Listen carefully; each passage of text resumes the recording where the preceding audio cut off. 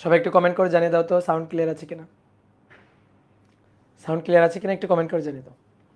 ওকে, sound clear আছে, তো আশা করি সবাই ভালো আছো, সুস্থ আছো। আজকে আমাদের আধুনিক পদার্থবিজ্ঞানের সূচনা অধ্যায়ের হচ্ছে দ্বিতীয় ক্লাস। আমরা প্রথম ক্লাসে এই চ্যাপ্টারের আধুনিক পদার্থবিজ্ঞানের সূচনা এই চ্যাপ্টারের গ্যালিলিও রূপান্তর এই পর্যন্ত আমরা পড়ছিলাম। তো আজকে মূলত আমরা আর কি থিওরি অফ রিলেটিভিটি পার্টে প্রবেশ করব। আমরা আপেক্ষিকতার যে স্বীকার্য বা আপেক্ষিকতার যে ব্যাপারটা এইগুলা নিয়ে আমরা আলোচনা আজকে শুরু করব। দেখো, এই অধ্যায়টা মডার্ন ফিজিক্সের একটা সূচনা চ্যাপ্টার। দেখো, চ্যাপ্টারের নামটাও তাই, ইন্ট্রোডাকশন অফ মডার্ন ফিজিক্স। অর্থাৎ মডার্ন ফিজিক্স এইটা আসলে ক্লাসিক্যাল ফিজিক্স থেকে একটু আলাদা। সনাতনী পদার্থবিদ্যার অনেক ধারণাটাকে এটা চ্যালেঞ্জ করে এর জন্ম। তো আধুনিক পদার্থবিজ্ঞানের সূচনা এই চ্যাপ্টারে আমরা মডার্ন ফিজিক্সের অনেক কিছু হয়তো পড়বো না, জাস্ট মনে করো যে একটা নতুন ক্ষেত্র বা নতুন জগতের সাথে তোমাদের পরিচয় করানো। তো যাদের মনে করো যে খুব বেশি আগ্রহ আছে এই এই ব্যাপারগুলো নিয়ে, মনে করো যতই পড়বা ততই আসলে মনে হবে কম পড়ছো, আরও পড়া দরকার, আরও জানা দরকার।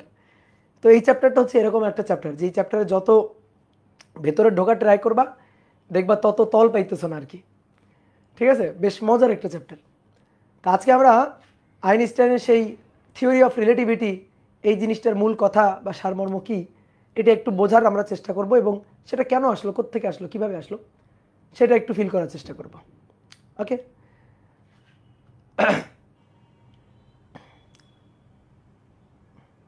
ভাইয়া ভিডিও আটকাচ্ছে না? ভিডিও তো আটকাচ্ছে না। ভিডিও আটকাচ্ছে কি না? সাউন্ড কি কম? না না, নো নো নো। এফবিতে ক্লাস নাই কেন? এফবিতে ক্লাস আছে তো ভাই। সাউন্ড কম না, সাউন্ড কম না, সাউন্ড তো কম থাকার কথা না। সাউন্ড ঠিক আছে তো? ঠিক আছে সাউন্ড। আর ফেসবুকেও তো ক্লাস হচ্ছে, সাইকেল 6 অপূর্ব ফিজিক্স ব্যাস, হ্যাঁ ঠিকই তো।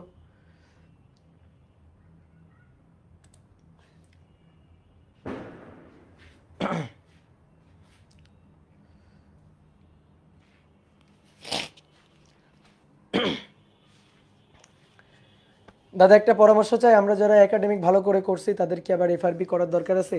না, তোমাদের যদি একাডেমিক খুব ভালো করে পড়া থাকে তাহলে এফআরবি ক্লাস করার দরকার নেই। তোমরা পরীক্ষা দিবা, পরীক্ষাগুলো খুব ভালো করে দিবা। ঠিক আছে, তোমার যদি মনে হয় যে আমার এফআরবির ক্লাস মানে একাডেমিক ক্লাস খুব ভালো করে করা আছে, তাহলে তুমি কি করবা, স্লাইড দেখবা শুধু। ঠিক আছে, এবং পরীক্ষা দিবা, বেশি বেশি বেশি বেশি করে পরীক্ষা দিবা। ওকে, তো চলো আমরা শুরু করি। দেখো, আইনস্টাইনের আপেক্ষিকতা, থিওরি অফ রিলেটিভিটি বা আপেক্ষিকতা, এই আপেক্ষিকতা এই ব্যাপারটাকে দুইটা ভাগে ভাগ করা যায়। বিজ্ঞানী আইনস্টাইন বলতেছে যে আসলে আমরা অনেক কিছুকে ধ্রুব ধ্রুব ভাবি। সনাতনী পদার্থবিদ্যায় আমরা দৈর্ঘ্য, ভর, সময় এগুলোকে ধ্রুব ভাবি। আমি এখানে আমার ঘড়িতে 5 মিনিট সময় পরিমাপ করলে তুমি তোমার ঘড়িতে, অন্য একটা কাঠামোতে থেকে তুমি তোমার ঘড়িতে 5 মিনিট সময়ই পরিমাপ করবা, যে এই যে সময়টা ধ্রুব, দৈর্ঘ্য ধ্রুব, ভর ধ্রুব। তো ব্যাপারটা হচ্ছে, বলা হচ্ছে যে না, এগুলো আসলে কিছুই ধ্রুব না, সব কিছুই আপেক্ষিক। সময়টা পর্যন্ত আপেক্ষিক, সময়ও হবে আপেক্ষিক। ঠিক আছে, সময়টা ধ্রুব না, সব সময় 5 মিনিট সবার সাপেক্ষে সেটা 5 মিনিট হবে না। ওই সময়টা অন্য কাঠামো থেকে অন্য কেউ যদি পরিমাপ করে, ঠিক আছে, ধরো কোনো একটা ঘটনা, ধরো আমি পৃথিবীতে বসে ভাত খাইতেছি, আমার ঘড়িতে সময় লাগলো 10 মিনিট, কেউ একজন রকেটে করে গতিশীল, সে রকেটে বসে বসে আমার ভাত খাওয়াটা দেখতেছে, তাহলে তার কাছে কিন্তু তার ঘড়িতে সময়টা 15 মিনিট হবে না। তাহলে দৈর্ঘ্য, ভর, সময় সব কিছুই আসলে আপেক্ষিক। তো এই আপেক্ষিকতার ব্যাপারটাকে দুইটা ভাগে ভাগ করা যায়। ঠিক আছে, দুইটা ভাগে আইনস্টাইন ভাগ করে। একটা হচ্ছে আপেক্ষিকতার আপেক্ষিকতার সাধারণ বা সার্বিক তত্ত্ব, আপেক্ষিকতার আপেক্ষিকতার সাধারণ বা সার্বিক তত্ত্ব, যেটাকে ইংরেজিতে বলা হয় যে general theory of relativity, general theory of relativity. Relativity. Okay, relativity, relativity. Okay, এবার আরেকটা হচ্ছে আপেক্ষিকতার বিশেষ তত্ত্ব। আপেক্ষিকতার বিশেষ তত্ত্ব বা special theory of relativity. Special theory of relativity.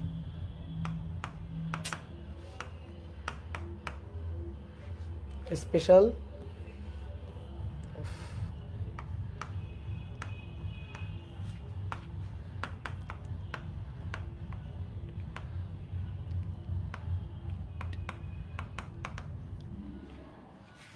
Okay, special theory of relativity. Okay দাদা, এফবিতে ক্লাস পাই না কেন? ক্লাস পাবা, যাও যাও এফবিতে যাও, সাইকেল 6-এ গেলে ক্লাস পাবা, আর না হলে এখানে করো ক্লাস। এফবিতে তো ক্লাস হচ্ছে তো? হ্যাঁ হচ্ছে, ঠিক আছে। ওকে, এইবার আসো, দেখো আপেক্ষিকতার সাধারণ বা সার্বিক তত্ত্ব। এবার আর কোনো কমেন্ট করবা না, জাস্ট খালি আমার কথা শুনবা, ঠিক আছে? কোনো কমেন্ট করবা না। আপেক্ষিকতার সাধারণ বা সার্বিক তত্ত্ব, এটা আসলে পরস্পরের সাপেক্ষে ত্বরণ নিয়ে গতিশীল, ত্বরণ নিয়ে গতিশীল এরকম বস্তুর গতি নিয়ে আলোচনা করে, এরকম ক্ষেত্র নিয়ে আলোচনা করে যে পরস্পরের সাপেক্ষে ত্বরণ আছে, এরকম ক্ষেত্র নিয়ে আলোচনা করে যে পরস্পরের সাপেক্ষে ত্বরণে গতিশীল বস্তু নিয়ে আলোচনা করে, গতিশীল বস্তুর ক্ষেত্র নিয়ে আলোচনা করে, ক্ষেত্র নিয়ে আলোচনা করে। বিশেষ করে মহাবিশ্বের গ্রহ, নক্ষত্র, বিভিন্ন জিনিসের উল্কাপিণ্ড, বিভিন্ন জিনিসের গতি,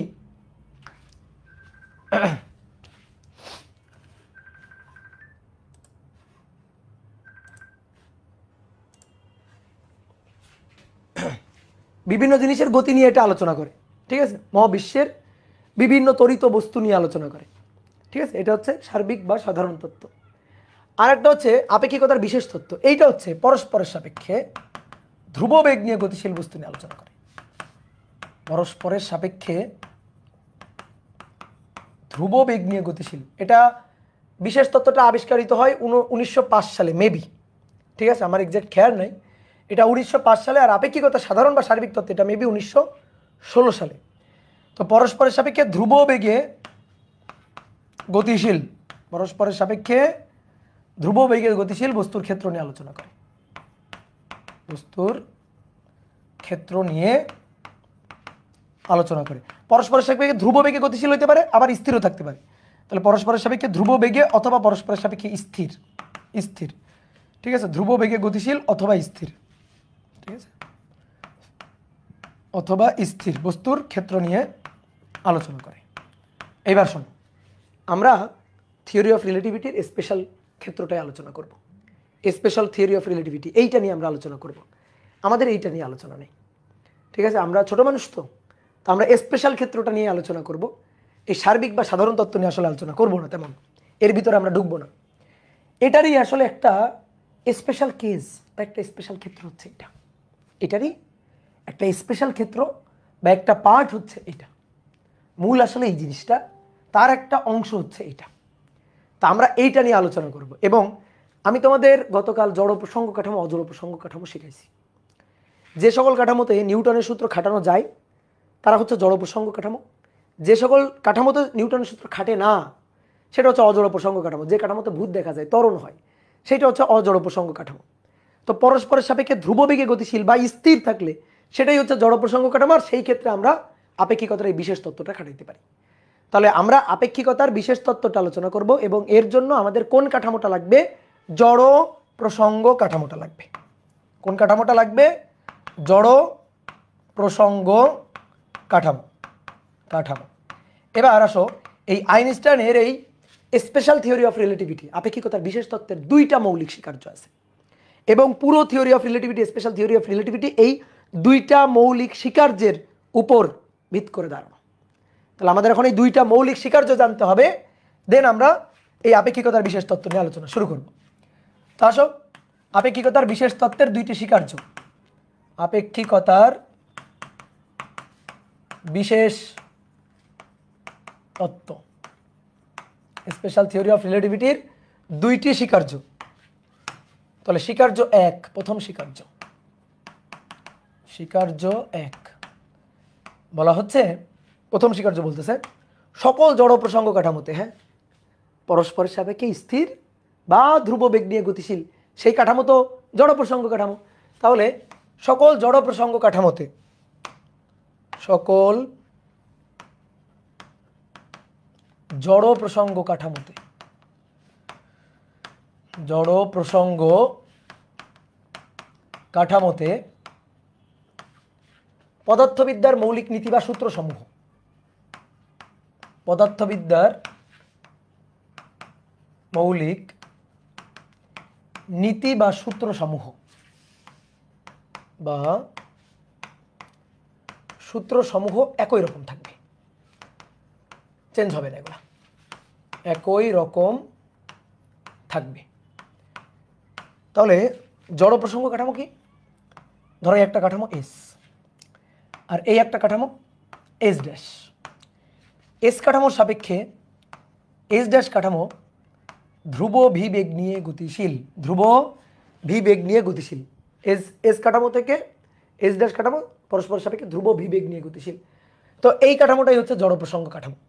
তাহলে সকল জড় প্রসঙ্গ কাঠামোতে পদার্থবিদ্যার মৌলিক নীতি বা সূত্রগুলো একই রকম থাকে। এখন এই জড় প্রসঙ্গ কাঠামোতে ধরো এইখানে এই যে তুমি আসো, এই কাঠামোতে মনে করো যে তোমার একজন বুদ্ধ আছে। এখন তোমরা পদার্থবিদ্যার যে সূত্রগুলা ক্লাসিক্যাল ফিজিক্সে তুমি শিখছো, ওই জিনিসগুলা, ওই সূত্রগুলা একই রকম থাকবে, সূত্রের কোনো চেঞ্জ হবে না। যেমন আমি একটু উদাহরণ দিই বুঝাই। যেমন আমি যদি বলি বল কি, বল হচ্ছে ভরবেগের পরিবর্তনের হার। তো ভরবেগের পরিবর্তনের হার ডিপি ডিটি, এটা হচ্ছে বলের সূত্র। এই সূত্র কি চেঞ্জ হবে? এখন কি থিওরি অফ রিলেটিভিটির এখানে এসে এই সূত্রটা চেঞ্জ হয়ে যাবে? বলের কি নতুন পরিচয় সেট হবে? উত্তর হচ্ছে না। বল হচ্ছে ভরবেগের পরিবর্তনের হার, তো এখনও বল হচ্ছে ভরবেগের পরিবর্তন হার, সূত্র একই রকম থাকবে। আমি যদি বলি ক্ষমতা কি, ক্ষমতা হচ্ছে শক্তির হার, ক্ষমতা হচ্ছে শক্তির হার। তারপরে কাজ শক্তি উপপাদ্য, কৃত কাজ গতিশক্তির পরিবর্তন, এই যে সূত্রগুলো, এই সূত্রগুলো একই রকমই থাকবে। জড় উপসঙ্গ কাঠামোতে সূত্রগুলো তুমি আগের মতোই খাটাইতে পারতা। তুমি ক্লাসিক্যাল ফিজিক্সে যে সূত্রগুলো যেভাবে খাটাইছো, তুমি এই ক্ষেত্রেও সেই সূত্রগুলোকে ওইভাবে খাটাইতে পারবা। কি কথা বলছো? সূত্রগুলো কোনো চেঞ্জ হবে না। তাহলে সূত্রগুলো একই রকম থাকবে। এই সূত্র এটা একই থাকবে, একই থাকবে, একই থাকবে। এটা হচ্ছে প্রথম স্বীকার্য। এবার স্বীকার্য দুই আসো, এটাই হচ্ছে মূল জিনিস। স্বীকার্য দুই বলা হচ্ছে দৈর্ঘ্য ভর সময় কোনো কিছুই তো আপেক্ষিক না, সরি কোনো কিছুই তো পরম না, সব কিছুই তো আপেক্ষিক। তাহলে পরম কি আসলে? এই মহাবিশ্বে কি পরম বলে কিছু নাই? মানে আমিও পরিমাপ করব, তুমিও পরিমাপ করবা, এরকম কি কোনো জিনিস নাই যে আমরা দুইজন একই পরিমাপ করব? আছে না? আছে। কি? আলোর বেগ। যে কোনো কাঠামো থেকে যে কোনো পর্যবেক্ষক আলোর বেগকে সর্বদা শূন্য মাধ্যমে আলোর বেগকে সর্বদা সি, যার মান হচ্ছে 3 × 10⁸, এটাই সে পরিমাপ করবে। তাহলে এই স্বীকার্য অনুযায়ী বলা হচ্ছে যে সকল কাঠামোতে সকল পর্যবেক্ষক, সকল কাঠামোতে সকল পর্যবেক্ষক, সকল পর্যবেক্ষক আলোর বেগ, শূন্য মাধ্যমে আলোর বেগ, ধরো শূন্য মাধ্যমে আলোর বেগ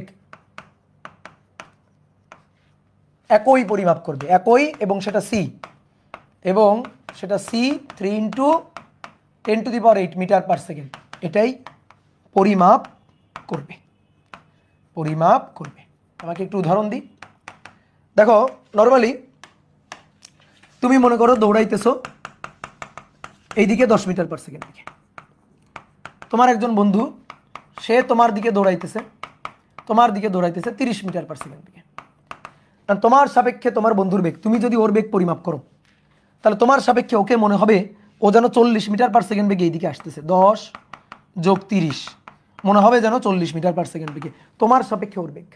আবার ওর সাপেক্ষে যদি চিন্তা করি, তাহলে তোমার বেগও হবে 40 মিটার/সেকেন্ড। তাহলে তোমার কাছে মনে হবে ও আরও বেশি বেগ নিয়ে আসতেছে। এটা হচ্ছে আমরা আপেক্ষিকতা ভেক্টর অধ্যায়ে আমরা এই জিনিসগুলোই পড়ছি। এবার বলা হচ্ছে ধরো একটা ফোটন, ধরো একটা ফোটন কণা, একটা ফোটন সি বেগ নিয়ে, ফোটন মানে আলোর কণা, আলোর বেগ সি, শূন্য মাধ্যমে ফোটনের বেগ সি। আর একটা ফোটন ধরো এই দিক থেকে আসতেছে, এই আর একটা ফোটন। এখন মানুষের সাপেক্ষে মানুষ না, ফোটনের সাপেক্ষে ফোটন। তা আমি যদি এই ফোটনের সাপেক্ষে এই ফোটনের বেগ হিসাব করি, যে ফোটনটির একটির সাপেক্ষে অপরটির বেগ, ফোটনের একটির সাপেক্ষে ফোটনের একটির সাপেক্ষে অপরটির বেগ, এই কনসেপ্ট অনুযায়ী অপরটির বেগ, এই কনসেপ্ট অনুযায়ী হওয়া উচিত সি প্লাস সি, তার মানে 2c হওয়া উচিত। বলা হচ্ছে না 2c হবে না, 2c হবে না, 2c হবে না, এটা সম্ভব না, এটা হওয়া যাবে না। তো কত হইতে হবে? এ যদি এই ফোটনের বেগ হিসাব করে তাহলে এর সাপেক্ষে এর বেগ সি হবে, আবার এর সাপেক্ষে এর বেগ সি হবে, সি এর বেশি হবে না। তাহলে যদি এই ফোটন ওই ফোটনের বেগ পরিমাপ করে, সি পরিমাপ করবে, আবার এই ফোটন এই ফোটনের বেগ পরিমাপ করে, তাও সি পরিমাপ করবে, 2c পরিমাপ করবে না। তারপরে ধরো তুমি মনে করো রাস্তায় এখানে দাঁড়ানো আছো, ধরো তুমি এখানে দাঁড়ানো আছো, ঠিক আছে? কোনো একটা গাড়ি সেই গাড়িটা ধরো 100 মিটার পার সেকেন্ড বেগে চলে যাচ্ছে, 100 মিটার পার সেকেন্ড বেগে চলে যাচ্ছে। এই গাড়ির ছাদে বসে কেউ একজন, কত ক্লাসে দেখাইছিলাম, ধরো একটা ফোটন ছুঁড়ে মারছে, ধরো একটা আলোর কণা বা ফোটন ছুঁড়ে মারছে, কত বেগে? সি বেগে। তাহলে এর সাপেক্ষে ফোটনের বেগ সি ঠিকই আছে, ও ফোটনের বেগ আলোর কণা সি পরিমাপ করছে। এখন প্রশ্ন হচ্ছে, তুমি এই যে পর্যবেক্ষক ভাই, তুমি এই কাঠামো থেকে, তুমি এখানে দাঁড়ানো থেকে তুমি এর বেগ কত পরিমাপ করবা? দেখো অলরেডি এই লোকটা বাসের ছাদে বসা ছিল, বাসের বেগ 100 মিটার পার সেকেন্ড, হাতে ধরা ছিল বলটা, তাহলে বলের বেগও কত? 100 মিটার পার সেকেন্ড, মানে ফোটনের বেগ, সরি বলের বেগ না, ফোটনের বেগ।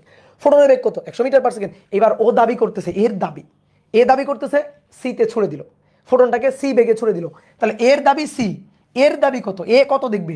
এ দেখবে যেটা হিসাব অনুযায়ী যেটা দেখা উচিত সেটা হচ্ছে সি প্লাস 100। বলা হচ্ছে না সি প্লাস 100 হবে না, এটা সম্ভব না, হবে কত? হবে সি।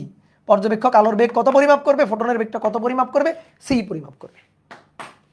ঠিক আছে, এটাই হচ্ছে কথা, যে সকল কাঠামোতে সকল পর্যবেক্ষক আলোর বেগকে একই পরিমাপ করবে, আলোর বেগের কোনো আপেক্ষিকতা হবে না। তুমি আপেক্ষিক বেগের যে ভেক্টর অধ্যায়, তুমি আপেক্ষিক বেগের যে ব্যাপারটা, ধরো পরস্পরের মুখোমুখি আসলো, তাহলে v1 প্লাস v2 দুইটা যোগ হয়ে যায় একজনের সাপেক্ষে আরেকজনের বেগ, আর যদি একই দিকে যায় তাহলে বিয়োগ হয়ে যায় একজনের সাপেক্ষে আরেকজনের বেগ। তো কথা হচ্ছে এই সব জিনিস হবে না, ঠিক আছে? আলোর বেগকে সবসময় একই পরিমাপ করবে, তো এইটাই হচ্ছে কথা।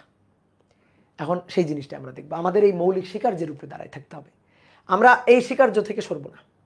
আলোর বেগ কনস্ট্যান্ট, আলোর বেগ সি, সি হচ্ছে 1/μ0 শূন্য মাধ্যমে, তো শূন্য মাধ্যমে μ0 একটা ফিক্সড কনস্ট্যান্ট মান না, তারপরে এপসাইলন নটের মান একটা ফিক্সড কনস্ট্যান্ট না, তাহলে সিও তো ধ্রুবকই হবে, সি ধ্রুবক হবে, এবং যে পর্যবেক্ষক হিসাব করুক না কেন একই হিসাব করবে, ঠিক আছে? কথা কি বুঝতে পারছো? এই 40 মিটার পার সেকেন্ড বেগে কিভাবে হওয়া উচিত বোঝো নাই? ভেক্টর অধ্যায় পড়ে আসো, যাও দৌড় দাও ভেক্টর অধ্যায় পড়ে আসো। এখন আসো, আমরা গত ক্লাসে গ্যালিলিও রূপান্তর পড়ছিলাম। গ্যালিলিও রূপান্তরের কি সমস্যা? গ্যালিলিও রূপান্তরের সমস্যা কি? গ্যালিলিও রূপান্তরের কি সমস্যা? সমস্যা হচ্ছে দ্বিতীয় স্বীকার্যটাকে গ্যালিলিও রূপান্তর পুরা ভুট করে দিছে, দ্বিতীয় স্বীকার্যকে মেরে ফেলছে, এটাই হচ্ছে সমস্যা। গ্যালিলিও রূপান্তরের সমস্যা হচ্ছে এই গ্যালিলিও রূপান্তরের যে সূত্র আমরা শিখছি, এটা দিয়ে যদি আমরা আলোর বেগকে পরিমাপ করি কোনো কাঠামো থেকে, তাহলে দেখা যায় আলোর বেগটা বেশি হয়ে যেতে পারে। গত ক্লাসে তোমাকে এই সমস্যাটা দেখাইছিলাম, যে মনে করো এই হচ্ছে বাস, এটা হচ্ছে বাস, এই বাসের মধ্যে একজন পর্যবেক্ষক, ঠিক আছে? বা বাসের ছাদে বসাই দিয়ে আসো, বাসের ছাদে বসাই দিলাম একজন পর্যবেক্ষক। এটা কোন কাঠামো? এটা হচ্ছে এস ড্যাশ কাঠামো, ঠিক আছে? বাস যাচ্ছে কত বেগে? ধ্রুব ভি বেগে, ভি হচ্ছে 100 মিটার পার সেকেন্ড, আর এইখানে একজন স্থির পর্যবেক্ষক দাঁড়ানো ছিল। এই স্থির পর্যবেক্ষক তার কাঠামো কোনটা? তার কাঠামো হচ্ছে এস কাঠামো, এটা এস ড্যাশ কাঠামো, আর এটা হচ্ছে এস কাঠামো। এবার এই পর্যবেক্ষক যদি এই কাঠামোতে বসে এই যে এই লোকটা কি করছে? তার হাতে একটা বল নিয়ে এক্স অক্ষ বরাবর ছুড়ে দিছে, তাহলে এ যা কিছু হিসাব করবে সেটা হচ্ছে X dash, Y dash, Z dash, টি ড্যাশ, ছিল না? এ যা কিছু পরিমাপ করবে সেটা হচ্ছে এক্স, ওয়াই, জেড এবং টি। তো এক্স অক্ষ বরাবর এই বলটাকে ছুড়ে দিছে, এক্স অক্ষ বরাবর, তো তাহলে এক্স অক্ষের পরিবর্তন, এক্স অক্ষের বেগের পরিবর্তন ডি এক্স ড্যাশ, আর এর হাতে ঘড়ি হচ্ছে টি ড্যাশ, তাহলে ডি টি ড্যাশ, এইটা হচ্ছে ইউ ড্যাশ, এই বলের বেগ ইউ ড্যাশ। প্রশ্ন হচ্ছে এ ওই বলের বেগটা কত পরিমাপ করবে, ইউ কত পরিমাপ করবে। তো এর পরিমাপকৃত বেগ ইউ কোন অক্ষ বরাবর, বলটা ছুড়ে দিছে এক্স অক্ষ বরাবর, এই দিকটা কোন দিক, এক্স অক্ষের দিক, তাহলে এক্স অক্ষ বরাবর বলের বেগ এ পরিমাপ করবে। তো এ এক্স কত পরিমাপ করে, এক্স, এক্স অক্ষ বরাবর হিসাব নিকাশ করে এক্স, তাহলে ইউ হবে d x dt, d x dt. তা আমরা দেখাইছিলাম যে এই কাঠামো থেকে এ যদি এক্স হিসাব করে আর এই কাঠামো থেকে যদি এক্স ড্যাশ হিসাব করে, তাদের মধ্যে সম্পর্কটা কি হয়। তাদের মধ্যে সম্পর্কটা দেখো তোমার খাতায় লেখা আছে, তাদের মধ্যে সম্পর্ক হয় এই এক্স হচ্ছে এক্স ড্যাশ প্লাস ভি টি ড্যাশ, এটা ছিল সম্পর্ক। আমি যদি এখন ইউ পাইতে চাই তাহলে এক্স কে টি এর সাপেক্ষে ডিফারেন্সিয়েট করতে হবে, তো আমি করলাম ডি এক্স ডিটি। এখন এই পাশে শুধু করলে হবে, এই পাশেও তো করতে হবে, তাহলে d dt x dash V T dash. এবার যা টি তাই তো টি ড্যাশ, কারণ এই গ্যালিলিও রূপান্তর অনুযায়ী আমরা টি এবং টি ড্যাশ তো সেম জানি, টি এবং টি ড্যাশ। এর হাতে ঘড়ি আছে, এর ঘড়ি যে সময় দিবে এর হাতেও ঘড়ি আছে, একই সময় দিবে, কারণ গ্যালিলিও রূপান্তর অনুযায়ী সময়ের কোনো আপেক্ষিকতা হয় না, সময় ধ্রুবক। ঠিক আছে, সময় ধ্রুবক, সময়ের কোনো আপেক্ষিকতা হয় না। তাহলে টি টি ড্যাশ সেম হবে, তাহলে আমরা এখানে যদি ডি টি ড্যাশ বসাই এক্স ড্যাশ প্লাস ভি টি ড্যাশ, তাহলে D X dash DT dash D DT dash V T dash, তাহলে কি হইল D X dash DT dash মানে ইউ ড্যাশ, ভি বাইরে আসলো, আর ডি টি ড্যাশ মানে 1, তাহলে এই যে ডি এক্স ডিটি এটা মানে তো ইউ, তাহলে u equal to u dash plus v, u equal to u dash plus v. তাহলে এই কাঠামো থেকে যে বেগটা সে পরিমাপ করবে সেটা ইউ, এটা হবে ইউ ড্যাশ প্লাস ভি, তাহলে ইউ হবে ইউ ড্যাশ প্লাস ভি। এখন ভি ধরো 100, ভি 100 মিটার পার সেকেন্ড, আর এ মনে করো দাবি করলো ইউ ড্যাশ, এই ইউ ড্যাশ ধরো সি, ধরো আলো ছুড়ে দিছে, একটা ফোটন ছুড়ে দিছে সি, তাহলে এখানে সি, তাহলে সি প্লাস 100, এই যে ইউ এর মানটা এটা হয়ে যায়। তো এটাই হচ্ছে সমস্যা, এটা মারাত্মক সমস্যা, এটা সি হতে হতো, সি হতে হতো যদি যদি আইনস্টাইনের আপেক্ষিকতা 2 নম্বর স্বীকার্যটাকে ঠিক রাখতে হইতো। এ 2 নম্বর স্বীকার্যটাকে উল্টাই দিছে, এ তো হইল না, এখানে সি হওয়া লাগতো, তাহলে আমরা বুঝতাম গ্যালিলিও রূপান্তর ঠিক আছে, গ্যালিলিও রূপান্তরের কোনো সমস্যা নেই, তাই না? গ্যালিলিও রূপান্তর ঠিক আছে, গ্যালিলিও রূপান্তরের কোনো সমস্যা নেই, যদি সি আসতো তাহলে আমরা বলতে পারতাম, আসে নাই তো, তো সি এর বেশি আসছে, আলোর বেগের বেশি পরিমাপ করে ফেলছো, সম্ভব না, আলোর বেগের বেশি পরিমাপ করা সম্ভব না, আলোর বেগকে শূন্য মাধ্যমে সকল পর্যবেক্ষক সকল কাঠামো থেকে সি পরিমাপ করবে ভাই, তাহলে এইটাই হচ্ছে সমস্যা। তাহলে সমস্যাটা বুঝতে পারছি যে এটাই সি হতে হতো, তো সি হয় নাই, তাহলে এইটাই হচ্ছে সমস্যা। এই সমস্যা দূর করতে হবে, বুঝছো, দূর করতে হবে। তো আমি তোমার দায়িত্ব দিছিলাম যে তুমি দূর করবা এই সমস্যা। কেমনে দূর করবা? গ্যালিলিও রূপান্তর সঠিক নয়, তাহলে গ্যালিলিও রূপান্তরের সংশোধন প্রয়োজন, তাহলে অতএব এর সংশোধন প্রয়োজন, গ্যালিলিও রূপান্তর সঠিক নয়, এর গ্যালিলিও রূপান্তরের এর সংশোধন দরকার, ঠিক আছে, এর সংশোধন দরকার, ঠিক আছে। এইবার আসো দেখো তোমারে আরেকটু সুন্দর করে বুঝাই যে কেন সংশোধন দরকার। দেখো দুইটা কাঠামো ছিল, একটা হচ্ছে এস কাঠামো, এই যে গাছতলায় ধরো এখানে গাছ, এই যে একজন পর্যবেক্ষক তুমি দাঁড়ানো আছো, এই যে এস কাঠামোতে তুমি দাঁড়ানো, এটা এক্স ওয়াই জেড, তোমার বন্ধুরা আগায় দিতে আসছিল, তোমার বন্ধু চলে যাচ্ছে, তোমার বন্ধুরা আসছিল আগায় দিতে, ঠিক আছে, তো তোমার বন্ধু বাসে করে চলে যাচ্ছে, তোর বাসের কাঠামোটা হচ্ছে এই যে বাস চলে যাচ্ছে, বন্ধু ধরো বাসের মধ্যে বসা, এই বাস যে কাঠামোতে সেটা হচ্ছে এস ড্যাশ কাঠামো,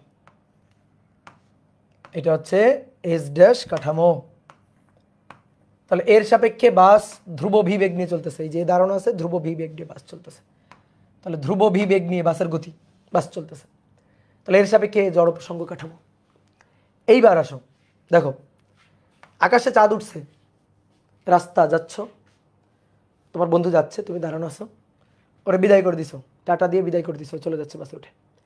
এবার আকাশে চাঁদ উঠছে, বা ওই যে গত ক্লাসে মাঠের মধ্যে একটা খুঁটির মাথায় বাল্ব ঝুলে দিয়েছিলাম না, তো ওই মনে করো যে এখানে ওই যে খুঁটির মাথায় বাল্ব আছে, অথবা মনে করো চাঁদ উঠছে এখানে, ঠিক আছে, এখানে ধরো চাঁদ উঠছে, তাহলে এই চাঁদকে একে এই আলোক উৎসটাকে বাসের মধ্যে বসে এও দেখতেছে, এও তো দেখতেছে, দুইজনই দেখতেছে, তাই না? তাহলে এই আলোক উৎস থেকে আলো আসতেছে, আলো মানে ফোটন, এখান থেকে আলো আসতেছে, আলো মানে ফোটন আসতেছে। তাহলে এর চোখে বা এর কাঠামোতে এই যে ফোটন আসতেছে, এখান থেকে একটা ফোটন আসলো, এখন এর চোখেও তো আসতেছে, এর কাঠামোতেও আসতেছে। তাহলে এর কাঠামোতে যেটা আসতেছে সেটা হচ্ছে এটা, যে এর কাঠামোতেও আসতেছে যেটা, এই যে একটা ফোটন এর কাঠামোতে আসতেছে, তাহলে দুইজনের কাঠামোতেই আসতেছে। এইবার কথা হচ্ছে কত বেগে আসতেছে, কত বেগ? সি বেগ, আলো আসতেছে, আলোর বেগ সি। এখন অনেকে বলতে পারে ভাই এ তো ভি বেগ নিয়ে যাচ্ছে, এর কাছে ওইখান থেকে এই যে আলো আসতেছে বেগটা যা মনে হবে, বেগটা যা মনে হবে এর কাছে কি তাই মনে হবে? ওই যে তুমি ক্লাসিক্যাল ফিজিক্স দিয়ে চিন্তা করলে তো তাই মনে হবে না। যেমন আমি তোমার একটা উদাহরণ দিই, মনে করো তুমি দৌড়াই যাচ্ছ, সরি তুমি তো ওখানে দাঁড়ানো, মনে করো আরও কেউ একজন, ধরো আবুল, আবুল এদিকে দৌড়ে আসতেছে, আবুল দৌড়ে আসতেছে 10 মিটার/সেকেন্ড বেগে, এই বাসটা যাচ্ছে ধরো 50 মিটার/সেকেন্ড বেগে, আর তুমি এখানে দাঁড়ানো। তোমার যদি জিজ্ঞেস করি বলো তো আবুলের বেগ কত, তুমি বলবে আবুলের বেগ 10। একে যদি জিজ্ঞেস করি ভাই বলতো আবুলের বেগ কত, বলো দেখি এ কি বলবে, এ কি বলবে বলো, এ আবুলের বেগ কত বলবে? বলবে 60, কারণ 50 এদিকে যাচ্ছে, 10-এ আগাচ্ছে, 50-এ যাচ্ছে, তাহলে ওর কাছে মনে হবে আরো বেশিটা আগাচ্ছে, কত? 60। দুইজন কি আবুলের বেগ একই বললা? বললা একই না, বলো নাই। তাহলে ঠিক একইভাবে এই যে আকাশে চাঁদ উঠছে বা এখানে একটা বাল্ব খুঁটির মাথায় ঝুলানো আছে, এখান থেকে আলো আসতেছে, এ যদি বলে সি বেগে আসতেছে, এর সাপেক্ষে তো সি হওয়া উচিত না, তাই না? উচিত তো না, কিন্তু উচিত হইতে হবে কারণ আলোর বেগ সি। তাহলে এ যদি বেগ পরিমাপ করে সি, এও বেগ পরিমাপ করবে সি।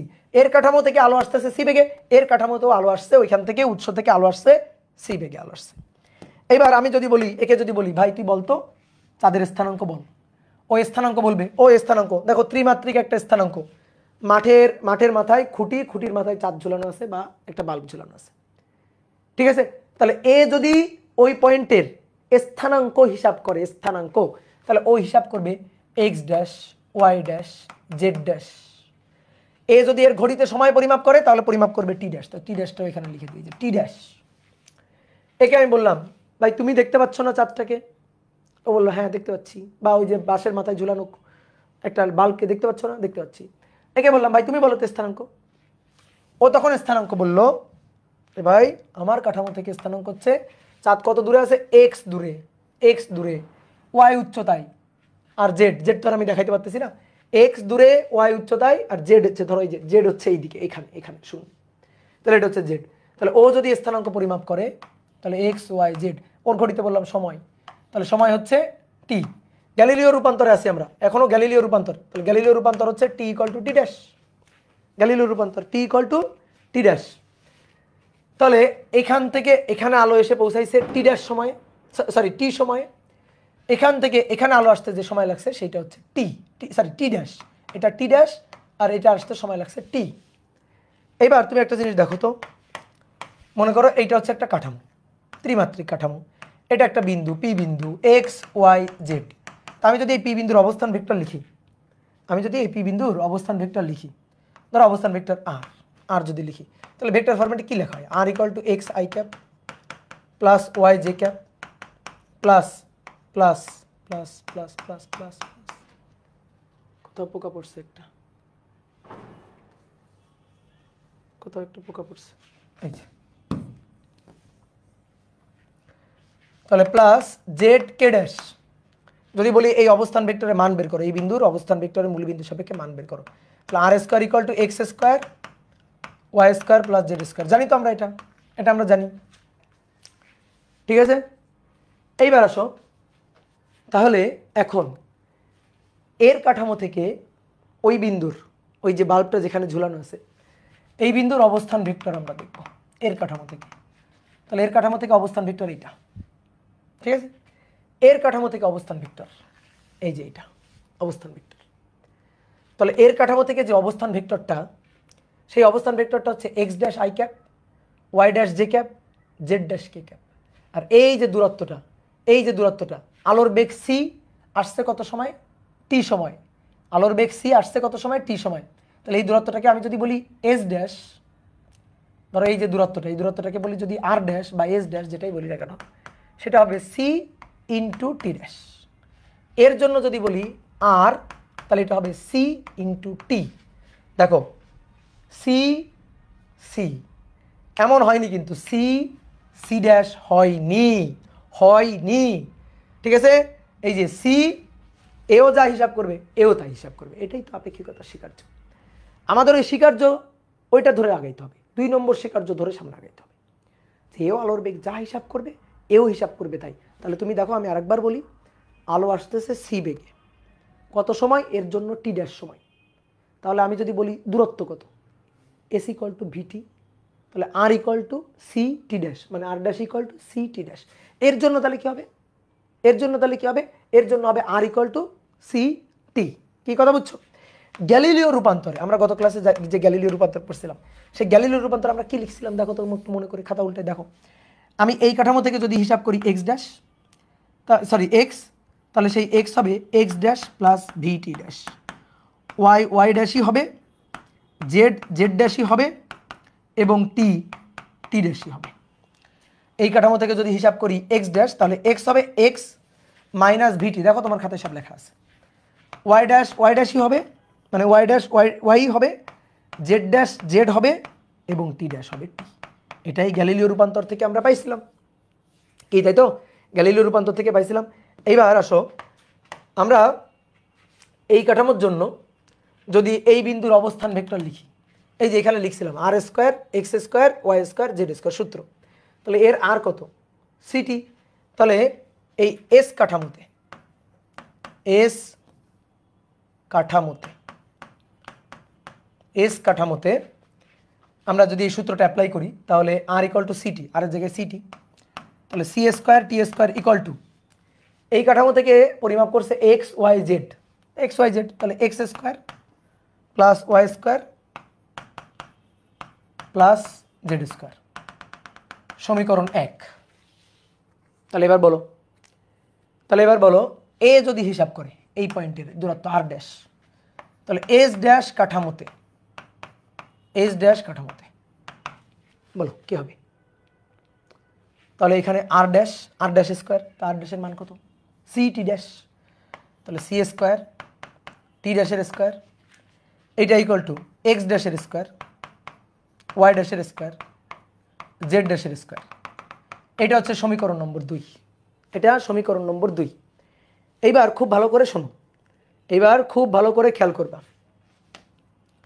আমি 2 কাঠামোতে এই অবস্থান ভেক্টরের সূত্র লিখলাম 2 কাঠামোতে।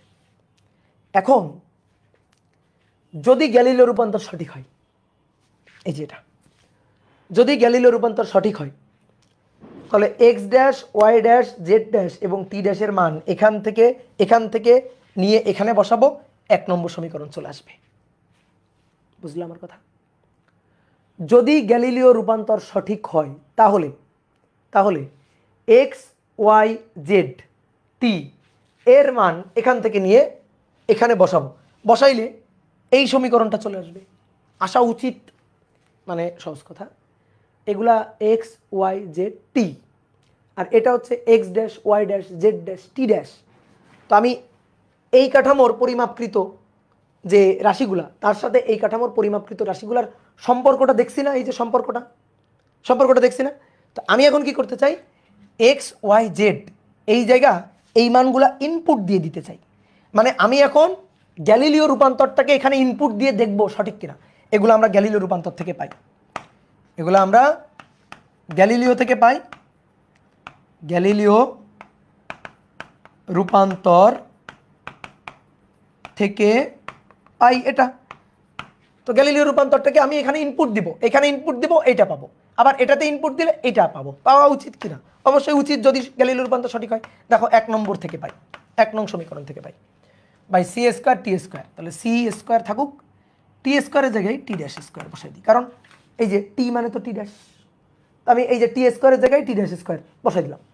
ওকে, এইবার আসো দেখো x square, x equal to x dash plus VT dash বসাই, এক্স ড্যাশ প্লাস ভিটি ড্যাশ এর স্কোয়ার বসালাম, ওয়াই স্কোয়ার, ওয়াই মানে ওয়াই ড্যাশের স্কোয়ার, জেড স্কোয়ার, জেড মানে জেড ড্যাশ, তাহলে প্লাস জেড ড্যাশের স্কোয়ার। দেখো এই লাইনটা দেখো, সি স্কোয়ার টি ড্যাশ স্কোয়ার, ভালো কথা, a plus B whole square, তাহলে এক্স ড্যাশের স্কোয়ার প্লাস, দেখো প্লাস প্লাস মানে a plus B whole square, আমি একটা লাইন গ্যাপ দিচ্ছি বলে এ স্কোয়ার প্লাস 2ab, এই যে 2x dash V T dash plus V square T ড্যাশের square, A plus B whole স্কোয়ারের সূত্রটা লিখলাম, আর এই দুইটাকে একটু সামনে এনে লিখি, প্লাস ওয়াই ড্যাশের স্কোয়ার প্লাস জেড ড্যাশের স্কোয়ার। বুঝলা? ক্লিয়ার? এইবার দেখো একটু মিলাও, দেখো এইটুকু মিলছে, দেখো এইটুকু মিলছে। 1 নম্বর সমীকরণে এক্স ওয়াই জেড এবং টিকে X dash Y dash Z dash T ড্যাশের মাধ্যমে রূপান্তরিত করে বসাই দিছি। বসাই দিয়ে আমরা ভাবতেছিলাম 2 নম্বর সমীকরণ আমরা পেয়ে যাব, আর তাই তো হবে। তো দেখো তো আমরা 2 নম্বর সমীকরণটা পাইছি কিনা, 2 নম্বর সমীকরণটা আসছে কিনা। 2 নম্বর সমীকরণটা তো হওয়া উচিত। দেখো 2 নম্বর সমীকরণটা কি, এর কাঠামো থেকে এই বিন্দুর অবস্থান ভেক্টরের জন্য আমরা লিখলাম সূত্র। তো আমি এটা যদি বসাই, দেখো এইটুকু আসছে, কিন্তু এইটুকু আসে নাই। দেখো এইটুকু মানে এইটুকু এখানে ছিল না, এইটুকু এক্সট্রা আসছে। ঠিক আছে, এইটুকু আসছে, কিন্তু আবার এইটুকু আসলো যে, তো মিললো না, পুরোপুরি মিলে নাই তো। এটুকু তো থাকার কথা ছিল না, এটা থাকার কথা তো ছিল না, কথা ছিল না। যদি না থাকতো, এটুকু যদি না থাকতো তাহলে মিলে যেত। ওটুকু থেকে তো ঝামেলা হয়েছে, ওইটুকু থেকেই তো ঝামেলা করে দিছে। এটুকু তো থাকার কথা ছিল না, তাহলে তো হলো না, গ্যালিলিও রূপান্তর তো সঠিক না। আবার দেখো তুমি সেম কাজটা আবার করতে পারো। অনেকে বলতে ভাই আমি 2 নম্বর সমীকরণ X dash Y dash Z dash টি ড্যাশ এখান থেকে নিয়ে ইনপুট দিয়ে দিব, অর্থাৎ X dash Y dash Z dash T ড্যাশকে এক্স ওয়াই জেড টি এর মাধ্যমে রূপান্তরিত করে ওইটা ইনপুট দিবা, দিলে এইটা আসার কথা ছিল। দেখবা ওইটাও পুরাপুরি আসবে না, ঠিক আছে, ওইটাও পুরাপুরি আসবে না, ঠিক আছে, এটাও পুরাপুরি আসবে না। তো তখন হলো না তো। তাইলে একটা মানে সহজ কথা এইখানে দেখো, এটা তো এমনি বোঝা যায়, এই আর ড্যাশ আর এই আর, এই দুইটা আলাদা, এই দুইটা আলাদা। দেখো মাথার মধ্যে ঢুকাও, মাথার মধ্যে ঢুকাও, আর ড্যাশ ছোট আর বড়। এখন সি সেম, টি ড্যাশ এবং টি সেম, টি এবং টি ড্যাশ সেম সেম, এই জায়গাটা দেখো। তাহলে এ সি এরও সি, এই টি আর এই টি ড্যাশ সেম, তাহলে তো ভাই আর আর আর ড্যাশও সেম হইতে হবে। কিন্তু আমরা দেখতে পাচ্ছি যে আর ড্যাশ ছোট আর আর বড় না, আর ড্যাশ আর আর সেম না, তাহলে তো ভাই গ্যালিলিও রূপান্তর ঠিক নেই। এখানেই তো বোঝা যায় যে গ্যালিলিও রূপান্তর ঠিক নেই, এখানেই তো বোঝা যায় যে গ্যালিলিও রূপান্তর ঠিক নেই, গ্যালিলিও রূপান্তরের সংশোধন প্রয়োজন। বুঝছো? এটা একটু বইয়ের ভাষায় উচ্চমার্গীয় ভাষায় আমরা দেখালাম, কিন্তু এই জায়গাটাই বোঝা যায় যে গ্যালিলিও রূপান্তর এটা জীবনে হইতে পারে না। তার মানে বলো তো গ্যালিলিও রূপান্তর তো সঠিক না, তাহলে সঠিক কি হইতে পারে বলো, কি হইলে ঘটনাটা ঠিক হইতে পারে? তাহলে এ যে বেগ পরিমাপ করবে, এ সেই বেগ আলোর বেগ সেইটা পরিমাপ করবে না, তাহলে সি অবশ্যই আলাদা হইতে হবে, সি অবশ্যই আলাদা হইতে হবে, সি অবশ্যই আলাদা হইতে হবে। উত্তর হচ্ছে না, নো নো নো, সি আলাদা না, সি ধ্রুবক হইতে হবে, সি ধ্রুবক। তাহলে সি যদি ধ্রুবক হয় সময় আলাদা, অবশ্যই সময় আলাদা। তাহলে এর কাঠামোতে সময় টি ড্যাশ, অর্থাৎ এই ঘড়িতে দেখছে যে টি ড্যাশ আর এ ঘড়িতে দেখছে যে টি, দুইটা সমান না, সময় আলাদা, সময় আপেক্ষিক। সিকে যদি ধ্রুবক রাখতে হয় তাহলে সময় অবশ্যই অবশ্যই আপেক্ষিক। ঠিক আছে? তাহলে দুই কাঠামোতে দেখো সময় একই নেই, ঠিক আছে, দুই কাঠামোতে সময় একই নেই। তাহলে গ্যালিলিও রূপান্তরের সমস্যা আছে, গ্যালিলিও রূপান্তর সংশোধন প্রয়োজন। ঠিক আছে, গ্যালিলিও রূপান্তর সংশোধন প্রয়োজন। খুবই খুবই সহজ কথা, আমি আলোর বেগ যা পরিমাপ করব, যে গাড়িতে গতিশীল ও আলোর বেগ তাই পরিমাপ করবে। আচ্ছা ঠিক আছে, বেগের কোনো আপেক্ষিকতা হবে না, আলোর বেগের কোনো আপেক্ষিকতা হবে না, আলোর বেগ আমিও যা ও তাই পরিমাপ করবে। তাহলে ভাই দূরত্ব আর ড্যাশ আর তো আলাদা, আর আর ইকুয়াল টু সিটি, সি যেহেতু সেম হইতে হবে, আর আবার আলাদা, তাহলে টি তো অবশ্যই আলাদা হইতে হবে। তাহলে আমি ঘড়িতে যা দেখবো সময়, ও তো তাই দেখবে না, ওর ঘড়ি তো আলাদা সময় দেখাবে। ঠিক আছে, এটাই হচ্ছে কথা। কি কথা বুঝছো? অনেকে মনে করতে ভাই নর্মালি তো ধরেন ভি বেগে গেলে তো এরকম হয় না, তো কথা হচ্ছে কি, তুমি রিক্সায় করে যাইও না, বাসে করে যাইও না, রকেটে করে যাও। এই বেগটা যেমন তেমন বেগ হইলে হবে না। এই যে এর সাপেক্ষে এই কাঠামোটার ধ্রুব ভি বেগে গতিশীল ছিল। এই ধ্রুব ভি বেগটা যেমন তেমন বেগ হইলে চলবে না। এই ধ্রুব ভি বেগটা হইতে হবে আলোর বেগের কাছাকাছি বেগ। তুমি চিন্তা করতেছো ভাই আমি দাঁড়ায় থাকলাম, বন্ধুকে রিক্সায় উঠাই দিলাম, রিক্সায় উঠাই দিয়ে রিক্সা কত বেগে চলবে?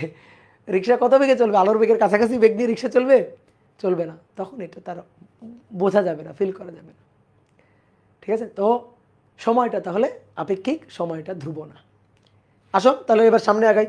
গ্যালিলিও রূপান্তরের সংশোধন প্রয়োজন, এবার আমরা সংশোধন করব। ঠিক আছে? গ্যালিলিও রূপান্তর সংশোধন প্রয়োজন, সংশোধন করব। তো আসো, গ্যালিলিওর রূপান্তরের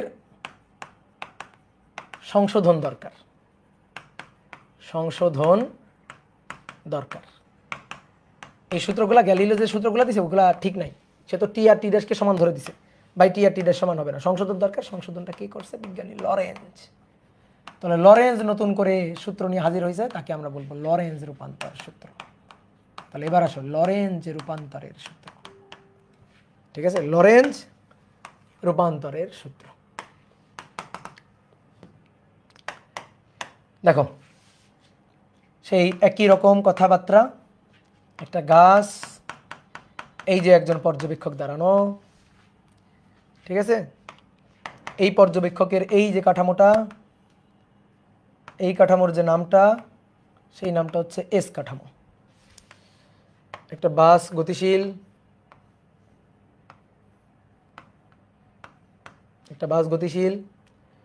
বাসের মধ্যে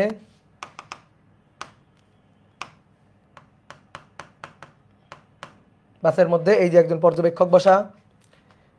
এর যে কাঠামোটা, এটা মনে করো একটা রকেট বাস। ঠিক আছে? আলোর বেগের কাছাকাছি বেগ নিয়ে গতিশীল। তাহলে এটা এস ড্যাশ কাঠামো। ওকে, এবার এস কাঠামোর সাপেক্ষে এস ড্যাশ কাঠামোটা ধ্রুব ভি বেগ নিয়ে গতিশীল। ধ্রুব ভি বেগ, এই যে থিওরি অফ রিলেটিভিটির ব্যাপারটা হবে, এই যে ভি এর মানটা সি এর কাছাকাছি আর কি, যে ভি এর মানটা প্রায় সি এর কাছাকাছি, আলোর বেগের কাছাকাছি বেগ না হলেও কোনো সমস্যা নেই। আপাতত ভি এর মান ভি ধরো। এইবার মনে করো এইখানে একটা আলোক উৎস আছে। ধরো রাস্তার একটা রোড লাইট, রাস্তায় ধরো একটা রোড লাইট জ্বলে আছে। এখানে একটা রোড লাইট জ্বলে আছে। ধরো এখান থেকে আলো ছুড়ে দেওয়া হয়েছে।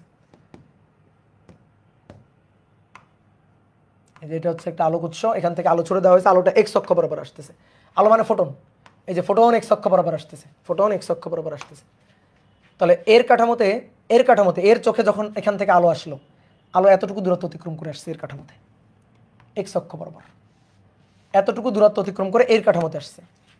আর এর কাঠামোতে যখন আলো পৌঁছাইছে তখন এতটুকু দূরত্ব অতিক্রম করে পৌঁছাইছে। দেখো, এতটুকু দূরত্ব অতিক্রম করে এর কাঠামোতে পৌঁছাইছে এক্স অক্ষ বরাবর। আলোর বেগ, এই যে এটা ফোটন যাচ্ছে কত বেগে? সি বেগে। এখান থেকে এই যে ফোটন যাচ্ছে কত বেগে? সি বেগে ফোটন যাচ্ছে, যে ফোটনের বেগ এটা। তো এখান থেকে এই পর্যন্ত আসছে। তাহলে এ যদি ওই আলোক উৎসের এখানে যে উৎসটা আছে তার যদি এক্স স্থানাঙ্ক পরিমাপ করে, তাহলে সে পরিমাপ করবে এক্স ড্যাশ, তারপরে ওয়াই ড্যাশ, তাই না? তাহলে সে পরিমাপ করবে এক্স ড্যাশ। এ যদি পরিমাপ করে তাহলে এ পরিমাপ করবে এক্স ওয়াই জেড। তাহলে এ পরিমাপ করবে এক্স। ওকে, এক্স পরিমাপ করবে। কি আসতেছে? এটা আলোক উৎস। ঠিক আছে? এখান থেকে আলো আসতেছে কত বেগে আলো আসতেছে? দেখো ভালো করে বোঝো। আলো আসতেছে দৌড়ায়, এর নাম হচ্ছে আলো। আলো দৌড়ে আসতেছে। তুমি এখানে দাঁড়ানো, আর তোমার বন্ধু আলোর দিকে দৌড়াচ্ছে 100 মিটার পার সেকেন্ড বেগে বা 10 মিটার পার সেকেন্ড বেগে। তাহলে তোমার সাপেক্ষে আলোর বেগ সি, তুমি দেখবে আলো আসতেছে সি বেগে। তোমার বন্ধু দেখবে আলো আসতেছে সি প্লাস 10 বেগে। এই c plus 10 no c plus 10 হবে না, হবে সি বেগে। এই যে তাহলে এও আলোর বেগ দেখবে সি। তাহলে এখান থেকে এই যে আলো আসতেছে, ফোটন আসতেছে, বেগ কত দেখবে? সি। এও কত দেখবে? এও দেখবে সি। এই যে একই বেগে দেখবে, সি বেগে আসতেছে। এর ঘড়িতে সময় টি ড্যাশ, এর ঘড়িতে সময় টি। তাহলে দেখো, এর এইখানে আলো এসে সি বেগে পৌঁছাইলো, এর চোখে সি বেগে পৌঁছাইলো, এও দেখবে ওখান থেকে আলো আসতেছে সি বেগে। তো এর ঘড়িতে সময় টি ড্যাশ, এর ঘড়িতে সময় টি, তাই না? তাহলে এক্স ইকুয়াল টু ভিটি, তাহলে এক্স ড্যাশ ইকুয়াল টু, বলো বলো বলো, এক্স ড্যাশ ইকুয়াল টু, বেগ হচ্ছে c, c c plus b না, সি প্লাস বি হওয়া উচিত ছিল, তাই না? কিন্তু সি প্লাস বি তো হবে না, থিওরি অফ রিলেটিভিটির স্বীকার্য, স্বীকার্য স্বীকার্য মাথায় রাখতে হবে, স্বীকার্যকে ফেলে দেওয়া যাবে না। তাহলে এক্স ড্যাশ হচ্ছে সি টি ড্যাশ, আর এক্স হচ্ছে c t naught c dash, এখানে সি ড্যাশ টি ড্যাশ আর এখানে সি টি, না এরকম না, টি এবং টি ড্যাশ, সি এবং সি ড্যাশ না, সি এবং সি।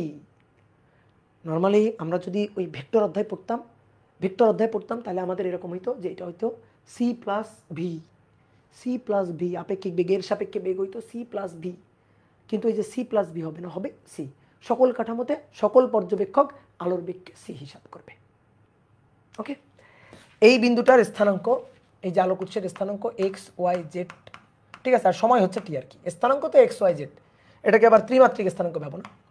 আর এ যখন হিসাব করবে তখন X dash Y dash Z dash টি ড্যাশ। তাহলে শোনো, প্রথম কথা হচ্ছে টি এবং টি ড্যাশ সমান নয়, এটা হচ্ছে প্রথম কথা। টি এবং টি ড্যাশ সময় নয়, সমানটা মানে সময়টা সমান নয়, ঠিক আছে, বুঝলা? আচ্ছা, এবার আসো, আমরা গ্যালিলিও রূপান্তরে দেখছিলাম x equal to x dash plus V T dash, সঠিক না, সংশোধন দরকার, এই সূত্রের সংশোধন দরকার। এই যে সূত্রটা ছিল x equal to x dash plus V T dash, সংশোধন দরকার। দেখো ওয়াই ড্যাশ এটা নিয়ে আমার আপত্তি নাই, এটা সবাই একমত, এটা তো ঠিক আছে। জেড ড্যাশ এটা নিয়ে আমার আপত্তি নাই, টি ড্যাশ এটা নিয়ে আপত্তি, এটা হবে না, তাহলে এর সংশোধন দরকার, এটা ভুল আছে, এটার সংশোধন দরকার, এটার আমরা সংশোধন করব, ঠিক আছে? ঠিক একইভাবে এক্স ড্যাশ সমান এক্স মাইনাস ভিটি, ঠিক নাই, সংশোধন দরকার, এটা ঠিক নাই, এটা সংশোধন দরকার। তারপরে ওয়াই ড্যাশ ওয়াই, এটা ঠিক আছে, এটা আমরা একমত। জেড ড্যাশ জেড, এটা ঠিক আছে, জেড ড্যাশ জেড এবং টি ড্যাশ টি, না না এটা ঠিক নেই। তাহলে এইটা এবং এইটা সংশোধন দরকার, তার সঙ্গে আমরা সংশোধন করব। আচ্ছা ধরি, সংশোধন করার জন্য আমরা ধরি মনে করো কিছু একটা গুণটুন দিলে, হয়তো ভাগটাগ দিলে হয়তো সংশোধন হবে। এই এক্স ইকুয়াল টু গ্যালিলিও বলছে এক্স ড্যাশ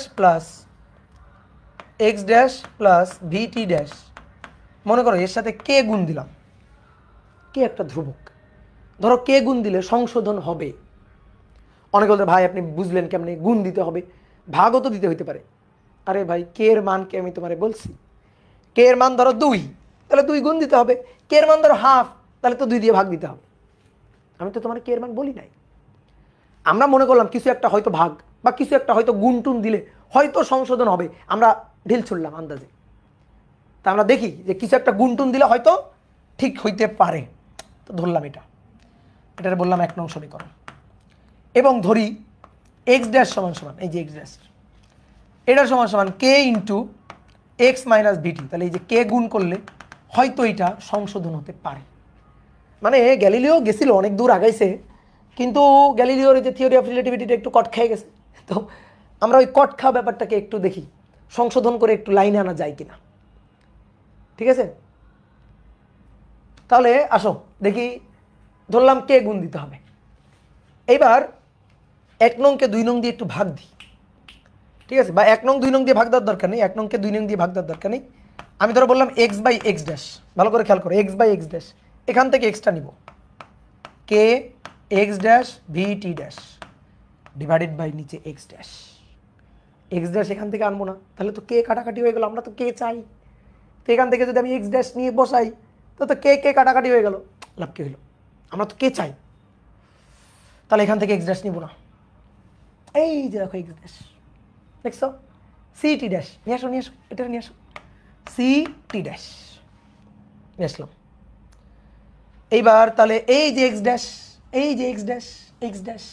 তাহলে এক্স ড্যাশের জায়গায় সি টি ড্যাশ লেখা যায়, তাহলে X by X dash K x dash মানে city dash plus VT dash divided by CT dash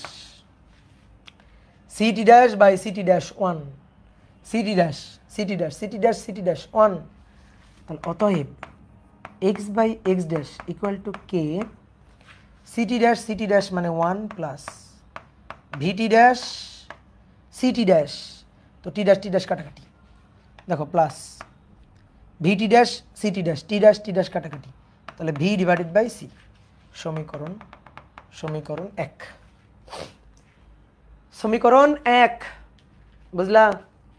আসো এইবার x dash divided by x, এখান থেকে এক্স ড্যাশটা নাও, কে এক্স মাইনাস ভিটি, আর এক্স উপর থেকে এক্স নাও, কে এক্স ড্যাশ প্লাস ভিটি ড্যাশ, কি লাভ হইল, কে আর কে তো কাটাকাটি, তাহলে ভুল করে ফেলেছি, এটা করা যাবে না, তাহলে এক্স ড্যাশটা নিলাম, ঠিক আছে ভালো কথা, এক্সটা এখান থেকে নিব না, এই যে এক্স ইকুয়াল টু সিটি, এই যে এক্স, এই এক্স ইকুয়াল টু সিটি, তাহলে city x equal to city, তাহলে এখান থেকে কে এই এক্স মানে city minus VT divided by city, city কাটাকাটি, তাহলে কে 1 মাইনাস টি কাটাকাটি ভি বাই সি, পাইছ? সমীকরণ 2 তাড়াতাড়ি লিখে ফেলো, সমীকরণ 2। তাহলে অতএব এক্স ড্যাশ বাই এক্স, সমীকরণ 2। এবার 1 আর 2 নম্বরের দিকে তাকায় কিছুক্ষণ ধ্যান করো, 1 আর 2 নম্বরের দিকে তাকায় কিছুক্ষণ ধ্যান করো। আচ্ছা একজন বলছে 3 আর 4 দেন ভাইয়া, আচ্ছা দিলাম নে রে ভাই, 3 আর এটা 4 নে, 3 আর 4 নম্বর সমীকরণ। এবার 3 আর 4 নম্বর সমীকরণ দিকে কিছুক্ষণ তাকায় ধ্যান করো, দেখো কে এর মান পাও কিনা, আমাদের কে এর মান দরকার ছিল, ধ্যান করছো, কে এর মান পাইছো, এক্স ড্যাশ এক্স ইকুয়াল করা যাবে না, ইকুয়াল তো না, এটা এক্স বাই এক্স ড্যাশ, এটা এক্স ড্যাশ এক্স, গুণ করে দাও তো, দেখি গুণ করে দাও, গুণ 3 নম্বর সমীকরণ গুণ 4 নম্বর, 3 আর 4 গুণ করে পাই, গুণ করলে এক্স ড্যাশ এক্স, দেখো কি মজা, এক্স ড্যাশ এক্স, এর চেয়ে মজার আর কিছু হইতে পারে, K 1 plus V by C, K তাহলে কে আর কে মিলে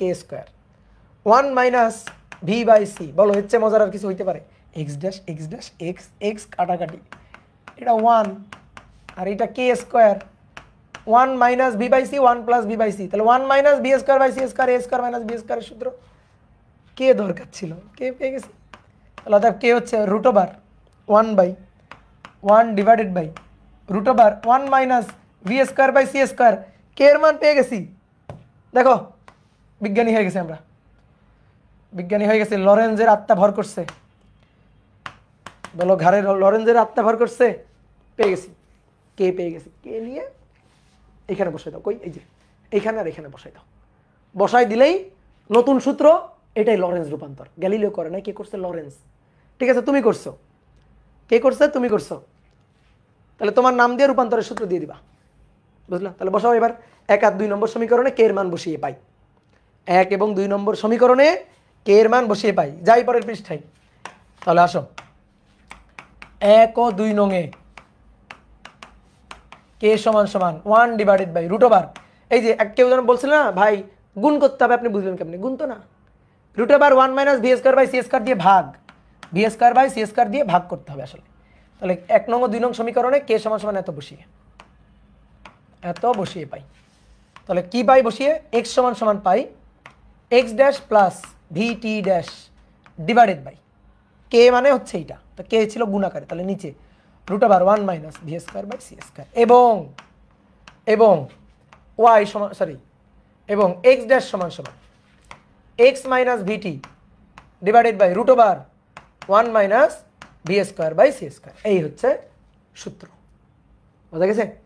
এক্স সমান এটা, এক্স ড্যাশ সমান এটা, আর ওয়াই সমান তো ওয়াই ড্যাশ, এটা তো আর সংশোধনের কোনো দরকার নাই, এটা তো ঠিক আছে, ওয়াই অক্ষ বরাবর তো গতি না, বাস তো এক্স অক্ষ বরাবর গেছে, বাস যদি এমন হইতো ওয়াই অক্ষ বরাবর উঠে যাইতো উপরে, তাহলে ওয়াই এর চেঞ্জ হইতো, তখন এটা হইতো x equal to x dash, তখন হইতো x equal to x dash, বুঝো ভালো করে, হ্যাঁ তখন x equal to x dash, তখন ওয়াই ইকুয়াল টু হইতো y dash plus VT dash divided by root over 1 minus V square by C square, তখন এইটা হইতো। এই ভিটা এই বেগটা তো এক্স অক্ষ বরাবর ছিল, বাসের বেগটা তো এক্স অক্ষ বরাবর ছিল, তাহলে যদি খাড়া উপরের দিকে যাইতো মানে ওয়াই অক্ষ বরাবর যাইতো, তখন ওয়াই অক্ষের চেঞ্জ হইতো। তাহলে এখানে ওয়াই সমান সমান ওয়াই ড্যাশ সমান সমান ওয়াই, জেড সমান সমান জেড ড্যাশ, জেড সমান সমান জেড ড্যাশ, তাহলে জেড ড্যাশ এবং জেড সমান। এইবার আসো টি, টি তো সমান না, তাহলে টি লাগবে, টি লাগবে, তাহলে টিটা কেমনে পাওয়া যায়? আসো টি দরকার সময়, তাহলে এবার এবার চলো একটু ওই পৃষ্ঠে যাই। দেখো x equal to city, x equal to city বসাই, এক্স ইকুয়াল টু সিটি, আমরা চাই টি, এক্স সমান সমান এই যে নতুন এক্স, এইটা এক্স মানে এখন আর এক্স ড্যাশ প্লাস ভি টি ড্যাশ না, এক্স মানে এইটা, তো এইটা বসাও। দেখো টি এর জন্য নতুন করে আবার সংশোধনের হিসাব করতে হবে না, কারণ তুমি তো কে পেয়ে গেছো, তুমি তো এক্স বানাই ফেলছো, এই এক্স থেকেই তো টি পেয়ে যাবা, কোনো সমস্যা নেই। যে ভাই নতুন করে আবার টি এর জন্য আবার একটা ধ্রুবক টুবক আনবো কিনা, নো নিড, কোনো দরকার নেই। তাহলে এক্স হচ্ছে এটা, এক্সটা নিয়ে এখানে বসাও। তাহলে দেখো তো সিটি, এটাকে আগে লিখলাম, সমান সমান এক্স, এক্স মানে x dash vt dash divided by root over 1 minus V square by C square. আমাদের টি লাগবে, তাহলে সি গিয়ে ভাগ, আমাদের লাগবে টি, তাহলে সি দিয়ে ভাগ, তাহলে x dash by c vt dash by c root over 1 minus V square by C square. Okay, x dash by c vt dash by c মানে এই যে সি দিয়ে ভাগ দিছি আর কি এখানে, তো সি দিয়ে ভাগ দিলাম, এটা থাকলো এই যে টি সমান সমান এটা। ওকে, ক্লিয়ার ক্লিয়ার। এখন আসো এটার সূত্র হিসাবে কেউ যদি মনে করো ভাই এটার আমি সূত্র হিসাবে বক্স করব, আমার কোনো আপত্তি নেই, এটারে কিন্তু সূত্র হিসাবে বক্স করতে পারো, আমার কোনো আপত্তি নেই, কিন্তু কিন্তু বইয়ের সাথে একটু মিলবে না, বইয়ে অন্যরকম একটা সূত্র রাখছে, তো এটারে সূত্র হিসাবে বক্স করলে আমার কোনো আপত্তি নেই, বইয়ে একটা অন্যরকম সূত্র রাখছে, তো দেখি সেই সূত্রটা আনতে পারি কিনা আমরা, তো পারবো। আসো দেখো টি সমান সমান, টি সমান সমান এক্স ড্যাশ আছে, তো আমরা এক্স ড্যাশকে, এক্স ড্যাশ এই যে এখানে তাকাও, এই যে এক্স ড্যাশ মানে সিটি ড্যাশ, তাহলে এই এক্স ড্যাশকে যদি লিখি সিটি ড্যাশ, এটা কিন্তু সূত্র, কোনো সমস্যা নেই, আমরা এখন বইয়ের সূত্রের সাথে মিলাছি, বইয়ে অন্যরকম একটা সূত্র আছে। তাহলে এক্স ড্যাশ মানে city dash by c plus, এই দেখো ভি বাই সি কে রাখলাম, টি ড্যাশ আছে না, তাহলে টি ড্যাশ এই যে এখান থেকে এক্স ড্যাশ মানে সিটি ড্যাশ, এক্স ড্যাশ মানে এক্স ড্যাশ মানে সিটি ড্যাশ আর এক্স মানে সিটি, এই যে এই দুইটা নিয়ে কাহিনী আর কি। তো এক্স ড্যাশ মানে সিটি ড্যাশ, তাহলে টি ড্যাশ, টি ড্যাশ এটা সমান সমান x dash by C, x dash by c, sorry root over 1 minus V square by C square. এবার দেখো বইয়ের সূত্রের সাথে মিলবে, এবার বই এরকম আছে সি সি কাটাকাটি, তাহলে টি মানে টি ড্যাশ, দেখো টি মানে টি ড্যাশ না, T equal to T dash plus আরও আছে V X dash by C square, আর নিচে root over 1 minus V square by C square, নিচে root over 1 minus V square by C square. এই ঠিক আছে, ওকে ক্লিয়ার। এরা এত ডিপ থিঙ্কিং কেমনে করছে, মানুষ না এরা, এরা কি মানুষ? ঠিক আছে, অমানুষ, এগুলো অমানুষ, বুঝছো, মাথা নষ্ট করা অমানুষ। আমরা দেখো এখন আমরা চিন্তা করি যে আমরা মানে এখন 25 সালে এসে, আর সেটা 1905 সাল, তারও আগে, মানে 100 বছরের বেশি আগে, সেই সময় মানে এগুলা চিন্তা ভাবনা কেমনে করছে, কি খেয়ে চিন্তা করছে। টি প্রাইম রেখে দিলেই তো হতো, হ্যাঁ এটা রেখে দিলেও সমস্যা নেই, কোনো সমস্যা নেই, এটা রেখে দিলে কোনো সমস্যা নেই, বই এভাবে রাখছে বলে আমরা এইভাবে লিখছি আর কি। এবার তাহলে টি পাইলাম, এবার টি ড্যাশ দরকার, টি ড্যাশ সেম ভাবে এক্স ইকুয়াল টু সিটি, এটা নিয়ে তুমি টি পাইছো, তাহলে x dash equal to C T dash, এটা দিয়ে তুমি টি ড্যাশ পাবা। আসো তাহলে এবার x dash equal to C T dash, আমাদের এবার টি ড্যাশ দরকার, তাহলে সি টি ড্যাশ এক্স ড্যাশ, তাহলে টি ড্যাশ মানে এক্স ড্যাশের মানটা আগে বসাই, সি টি dash x dash, x dash হচ্ছে এটা x minus VT root over 1 minus V square by C square. তাহলে ভাই T dash root over 1 minus V square by C square, T dash C দিয়ে ভাগ, তাহলে X divided by C minus VT by C. তাহলে ভাই T dash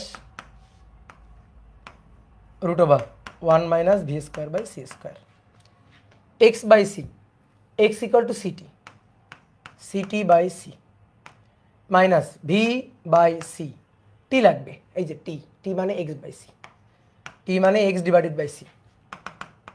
তাহলে অতএব টি dash সমান সমান, টি ড্যাশ সমান সমান T minus V X by C square divided by root over 1 minus V square by C square, 1 minus V square by C square. বুঝতে পারছো? বোঝা গেছে? এই হচ্ছে কথা। তুমি যদি মনে করো ভাই আমি এটার সূত্র হিসাবে রাখবো, এই যে এটার সূত্র হিসাবে রাখবো, রাখতে পারো, আমার আপত্তি নেই। কিন্তু আমরা বইয়ে দেখি যে সব বইতে এইটাকে সূত্র হিসাবে তৈরি করছে আর কি, এইটাকে বানানো হয়েছে, তো এই কারণে আমরা এটা লিখি। ঠিক আছে? মডার্ন ফিজিক্স মানে কি বড় বড় সূত্র? না, বড় বড় সূত্র না, ছোট ছোট সূত্র, এগুলো লাগবে না। এই যে সূত্রগুলো, এগুলো তো তোমাদের মনে করো যে মনের খোরাক মেটানোর জন্য আমরা বলতেছি। ম্যাথ, এই অধ্যায়ের ম্যাথ পানির মতো সহজ, এই অধ্যায়ের ম্যাথ পানির মতো। সি যে কনস্ট্যান্ট, এটা কিভাবে হয়েছে এটাই তো স্বীকার্য ভাই। সি যে কনস্ট্যান্ট, ওই যে তাড়িৎচুম্বক তরঙ্গ, ম্যাক্সওয়েলের সূত্র। সি যে কনস্ট্যান্ট, এই যে তাড়িৎচুম্বক তরঙ্গ, ম্যাক্সওয়েলের সূত্র, কই গেল? কই লিখছিলাম না? এই যে, এই যে ভাই c constant, c equal to 1 by root over mu naught epsilon naught. আলোর বেগই সবচেয়ে বেশি বেগ, এর চেয়ে বেশি বেগ নাই, এর চেয়ে বেশি বেগ সম্ভব নয়, এর চেয়ে বেশি বেগ সম্ভব নয়। ঠিক আছে? ওকে, তাহলে আমরা লরেন্জ রূপান্তরের সূত্র পেয়ে গেলাম। দেখো, লরেন্জ রূপান্তর ও বিপরীত লরেন্জ রূপান্তর, মানে এই যে সূত্রগুলো, এটাগুলোকেই বলা হচ্ছে লরেন্জ রূপান্তর। তাহলে আমরা আসলে লরেন্জ রূপান্তরের সূত্রগুলো একটু একসাথে লিখি। লরেন্জ রূপান্তরের সূত্র, লরেন্জ রূপান্তরের সূত্র লিখো, সূত্র লিখো। এক্স এক্স ড্যাশ, তারপরে y Y dash, Z Z dash, এই যে সূত্র তুমি শিখলা, এই সূত্রগুলো লিখো।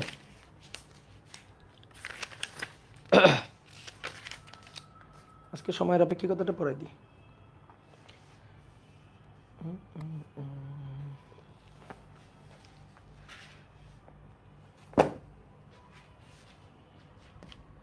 দেখো, একটু দেখো, এটা আগে আগে এটা মুছি। দেখো, আগে লিখবা না তুমি। X equal to x dash plus VT dash root over 1 minus V square by C square, Y Y dash, Z Z dash, আর টি, টি মানে সূত্র মনে থাকে না, বুঝলা? টি মানে T dash plus V X dash by C square, T dash plus V X dash by C square root over 1 minus V square by C square. দেখো একটা জিনিস খেয়াল করে, এক্স ওয়াই জেড টি এগুলো সব ড্যাশের মাধ্যমে প্রকাশ। দেখো, এক্স ড্যাশ টি dash, Y dash Z dash, টি ড্যাশ এক্স ড্যাশ, তাহলে x dash Y dash Z dash T ড্যাশের মাধ্যমে প্রকাশ।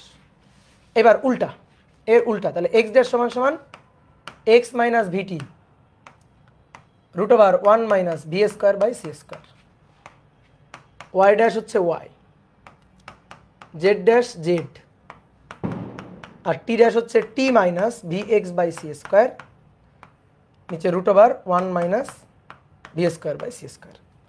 তো শোনো, এই দেখো, এইটাকে বলা হয় লরেন্জ রূপান্তর, আর এর বিপরীতটা তো এইটাকে বলা হয় হচ্ছে বিপরীত লরেন্জ রূপান্তর। ঠিক আছে? বিপরীত লরেন্জ রূপান্তর, আর এইটা হচ্ছে লরেন্জ রূপান্তর, লরেঞ্জ রূপান্তর, বিপরীত লরেন্জ রূপান্তর, এবং এটা হচ্ছে লরেন্জ রূপান্তর।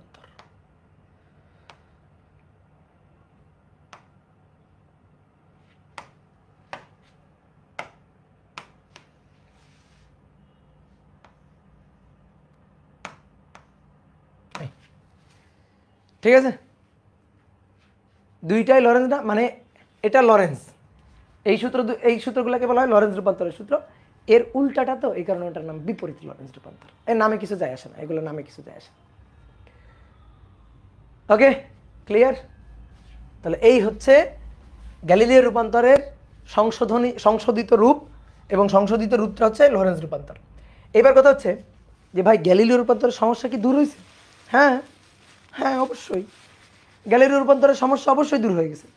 বিশ্বাস হয় না? দেখবা, বিশ্বাস হয় না? দেখো দেখো, মনে করো যখন যখন তুমি রিক্সায় করে গতিশীল হবা, যখন রিক্সায় করে তুমি গতিশীল হবা,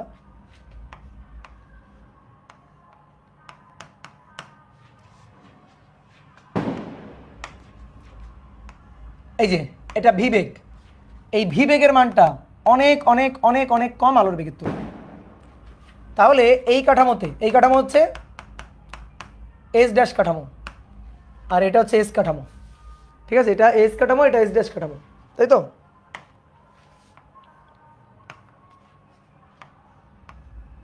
ঠিক আছে,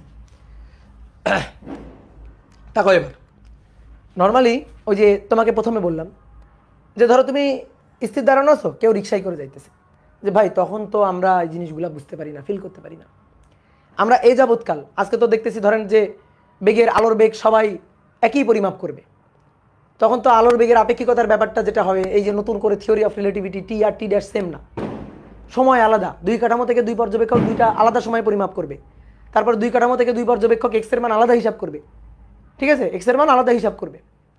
তো এই যে ব্যাপারটা, এই ব্যাপারটা তো আমরা ক্লাসিক্যাল ফিজিক্সে খাটাই না, আমরা তো ক্লাসিক্যাল ফিজিক্সে ম্যাথগুলো নর্মালভাবেই করি, ক্লাসিক্যাল ফিজিক্সে ম্যাথগুলো নর্মালভাবে করি। ক্লাসিক্যাল ফিজিক্সে এও যা সময় পরিমাপ করে, এও তো তাই সময় পরিমাপ করে, টিকে তো টি ড্যাশ ধরি। এবার কথা হচ্ছে ক্লাসিক্যাল ফিজিক্সে কি হয়, এই বেগের মানটা অনেক কম থাকে না, আলোর বেগের তুলনায় অনেক কম থাকে না, তো তখন টি আর টি ড্যাশ সেমই হয়, কোনো সমস্যা নেই তো, কোনো সমস্যা নেই তো, তখন টি এবং টি ড্যাশ সেমই হয়। যদি ভি এর মান সি এর তুলনায় অনেক কম হয়, যেটা সনাতনী পদার্থবিদ্যায় বলা হয় আর কি, সনাতনী পদার্থবিদ্যায় বলা হয়, মূল সূত্র এটা, মূল সূত্র হচ্ছে এই, আজকে থেকে মূল সূত্র এইটা। ক্লাসিক্যাল ফিজিক্স ভুলে যাও, ওটা ভুয়া, আজকে থেকে মূল জিনিস এইটা। এখন কথা হচ্ছে কি, তাহলে ভাই আমরা ক্লাসিক্যাল ফিজিক্সে এতদিন যা করে আসছি তা কি ভুল? উত্তর হচ্ছে না, কারণ আমরা ক্লাসিক্যাল ফিজিক্সে ম্যাথ করছি 10 metre per second, 100 metre per second, 500 metre per second বেগে গতিশীল গাড়ির জন্য। আলোর বেগ 3 × 10⁸ তার তুলনায় অনেক অনেক কম। তাহলে সনাতনী পদার্থবিদ্যায় আমরা ভি অনেক অনেক কম সি এর তুলনায়, তাহলে তখন টি এবং টি ড্যাশ সেমই হবে, এবং তখন গ্যালিলিও রূপান্তরের সূত্র সঠিক হবে। গ্যালিলিও কি ভুল? ওরা কি একেবারে মনে করো জেলখানায় পাঠাবো, ভুল সূত্র দিছে তাই? উত্তর হচ্ছে না, সে সনাতনী পদার্থবিদ্যার জন্য ঠিক আছে। কারণ যদি আলোর বেগ সনাতনী পদার্থবিদ্যায় কাঠামোর বেগ সেটা সি এর তুলনায় অনেক অনেক কম হয়, আলোর বেগের তুলনায় অনেক অনেক কম হয়, সেই ক্ষেত্রে গ্যালিলিও রূপান্তর সঠিক হয়। অর্থাৎ ব্যাপারটা হচ্ছে এরকম যে ভি সি এর তুলনায় অনেক অনেক কম হলে, সি হলে লরেন্জ নিজেই গ্যালিলিওকে সমর্থন করে, এত হলে লরেন্জ গ্যালিলিওকে সমর্থন করবে, যেটা ক্লাসিক্যাল ফিজিক্সে হয়, কারণ ক্লাসিক্যাল ফিজিক্সে ভি এর মান সি এর তুলনায় অনেক কম। তাহলে দেখো তুমি X equal to x dash plus V T dash, এটা ছিল গ্যালিলিওর রূপান্তরের সূত্র, কিন্তু লরেন্স বলতেছে না, এটা ঠিক না, নিচে 1 - v² এর রুট দিয়ে ভাগ দিলে তখন ঠিক। এবার ভি এর মান যদি সি এর তুলনায় অনেক অনেক অনেক অনেক কম হয়, তাহলে তো ভাই ভি বাই সি, দেখো ভি এর মান সি এর তুলনায় অনেক অনেক কম, তাহলে তো ভি বাই সি এটা তো একের তুলনায় অনেক অনেক কম, বুঝলা? তাও মেনে নিতাম, একের তুলনায় অনেক অনেক কম, ভি বাই সি তাও মেনে নিতাম, কিন্তু দেখো ভি বাই সি এর বর্গ, ভাই এটা তো টেন্স টু 0, এটা তো একের তুলনায় আরো অনেক কম, এটা টেন্স টু 0, 0-র খুবই কাছাকাছি মা। তুমি দেখো বেগের মান 10 মিটার পার সেকেন্ড, ক্যালকুলেটারে বসাও, তাকে আলোর বেগ 3 × 10⁸ দিয়ে ভাগ দাও, অথবা 100 মিটার পার সেকেন্ড, তাকে 3 × 10⁸ দিয়ে ভাগ দাও, দেখো তো কি আসে। তারে বর্গ করো, বর্গ করলে আরো কমে যাবে, ছোট মানকে বর্গ করলে আরো কমে যায়, তাহলে v² / c², এই যে মানটা, এই মানটা টেন্স টু 0, এই মানটা টেন্স টু 0, এই যে এই মানটা টেন্স টু 0, তো যদি 0 হয় তখন x কি হয় দেখো তো, তখন x ইকুয়াল টু ভি এর মান সি এর তুলনায় অনেক অনেক কম হলে সনাতনী পদার্থবিদ্যায় এটাই হয়, এটা হইলে এক্স ইকুয়াল টু দেখো এক্স ড্যাশ প্লাস ভিটি ড্যাশই হয়, অর্থাৎ গ্যালিলিওর সূত্রটাই আসে। এই যে গ্যালিলিওর সূত্র, গ্যালিলিওর রূপান্তর সূত্র, রূপান্তর সূত্রটাই আসে, সূত্র আসে কার থেকে, কার থেকে আসে? লরেন্স থেকে আসে, বুঝলা? ঠিক একইভাবে উল্টাটা যদি বলতাম যে এক্স ড্যাশ সমান সমান কত, তাহলে এক্স ড্যাশ সমান সমান এক্স মাইনাস ভিটি হইতো। ঠিক আছে, এইবার আসো দেখি তো সময় কি একই হবে, টি কি টি ড্যাশের সময় হবে? হ্যাঁ সমান হবে। দেখো টি ইকুয়াল টু তো এটা, টি ইকুয়াল টু তো এটা, তাহলে T equal to T dash plus V X dash, T equal to T dash plus V X dash by C square root over 1 minus V square by C square. Okay, এইবার দেখো বোর্ডে দেখো V by C square, এই মানটা tends to zero. এবার উপরে দেখো V by C square আছে, এই যে এখানে এক্স ড্যাশ আর এটা ভি বাই সি স্কোয়ার, তাহলে তুমি T equal to T dash plus এটুকু তো গেলই, এটা তো জিরো, তাহলে রুট 1 তো গেলই, plus V X dash by C square. ঠিক আছে, ওই যে উপরে ভি এর মান আর নিচে সি স্কোয়ার, তাহলে v by C square, v এর মান অনেক ছোট,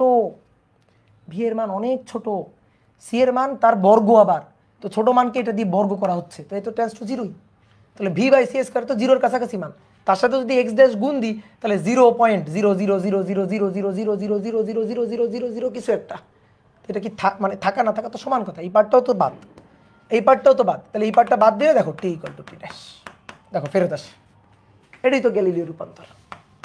এই কারণে আমরা দেখো আমরা ঝামেলা করি, আমার ঘড়িতে যাওয়ার সময় তোমার ঘড়িতে তাই না, ঝামেলা তো করি না আমরা। ঠিক আছে, কিন্তু তোমার রকেটে করে পাঠাই দিই, আলোর বেগের কাছাকাছি বেগ দিয়ে ঘুরে আসো, তখন তোমার ঘড়ি আর আমার ঘড়ি চেঞ্জ হয়ে গেছে। ঠিক আছে, তাহলে এটাই গ্যালিলিওর সূত্র, গ্যালিলিওর রূপান্তরের সূত্র, রূপান্তরের সূত্র আসে কি না? উত্তর হচ্ছে হ্যাঁ আসে। বুঝতে পারছি?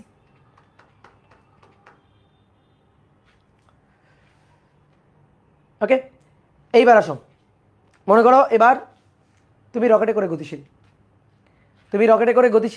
রকেটের বেগ আলোর বেগের কাছাকাছি বেগ, আমি পৃথিবীতে আছি। ঠিক আছে, আমি পৃথিবীতে একটা স্কেল হাতে ধরে নিয়ে বসে আছি, আমি স্কেলের দৈর্ঘ্যটা পরিমাপ করব, তুমি রকেটে বসে ওই স্কেলের দৈর্ঘ্যটা পরিমাপ করবা। ঠিক আছে, আমি পরিমাপ করব, তুমিও ওই স্কেলের দৈর্ঘ্যটা, এত ডিস্টার্ব করতেছে এরা।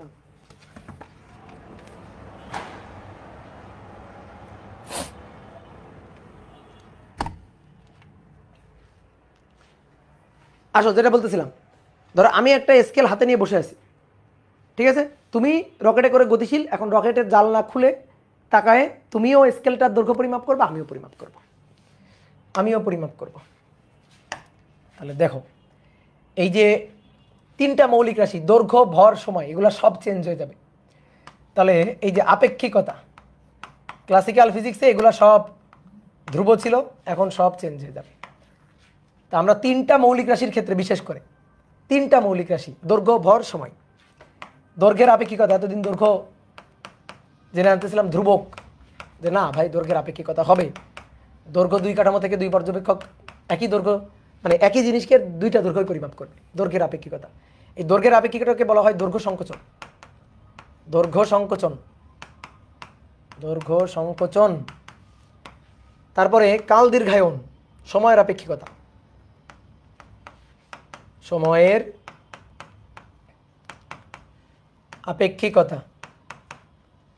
এটা হচ্ছে কাল দীর্ঘায়ন। ঠিক আছে, বয়সের কম বেশি হবে। দেখবে একটা মুভি আছে না, ইন্টারস্টেলার, ওই মুভিতে কুপার আর হচ্ছে মার্ফ মনে হয়, হ্যাঁ, যে মেয়েকে রেখে বাবা চলে যায়, তারপরে বাবা ফেরত আসার পরে মহাকাশ থেকে গবেষণা করে ফেরত আছে, আসার পরে দেখে মেয়ে হাসপাতালের বেডে মুমূর্ষু হয়ে শুয়ে আছে। ঠিক আছে, তো এই যে কুপারের বয়স আর বাড়ে না, কুপার যেমন ছিল ওইরকমই থাকে, কুপারের বয়স সামান্য বাড়ে, কিন্তু মেয়ে ছোট বাচ্চা মেয়ে বুড়ি হয়ে যায়। এই দেখো দুইজনের কাটার মধ্যে দুইটা সময়, এই মুভিটা দেখবা আর কি। ঠিক আছে, তারপরে ভরের আপেক্ষিকতা। ভরের আপেক্ষিকতা, গতিশীল অবস্থায় ভর বাড়বে, ভরের বৃদ্ধি হবে। ভরের আপেক্ষিকতা, গতিশীল অবস্থায় ভর বাড়বে, ভরের বৃদ্ধি হবে। তো এই জিনিসগুলো আমরা এখন দেখব। তো আজকে আমরা এটা দেখবো আর কি, দৈর্ঘ্যের আপেক্ষিকতা বা দৈর্ঘ্য সংকোচন। আসো, দৈর্ঘ্যের আপেক্ষিকতা বা দৈর্ঘ্য সংকোচন। দৈর্ঘ্য সংকোচন বা দৈর্ঘ্যের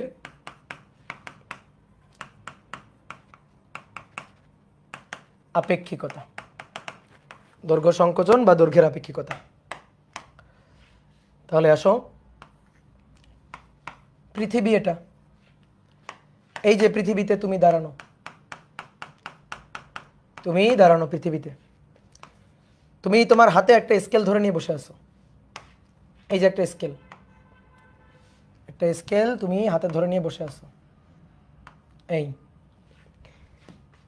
এবার মনে করো আমি রকেটে করে চলে যাচ্ছি, আমি রকেটে গতিশীল। এই যে রকেট, এই যে রকেটে করে গতিশীল, রকেট ভি বেগে চলতেছে, রকেটের বেগ এক্স অক্ষ বরাবর ভি বেগ।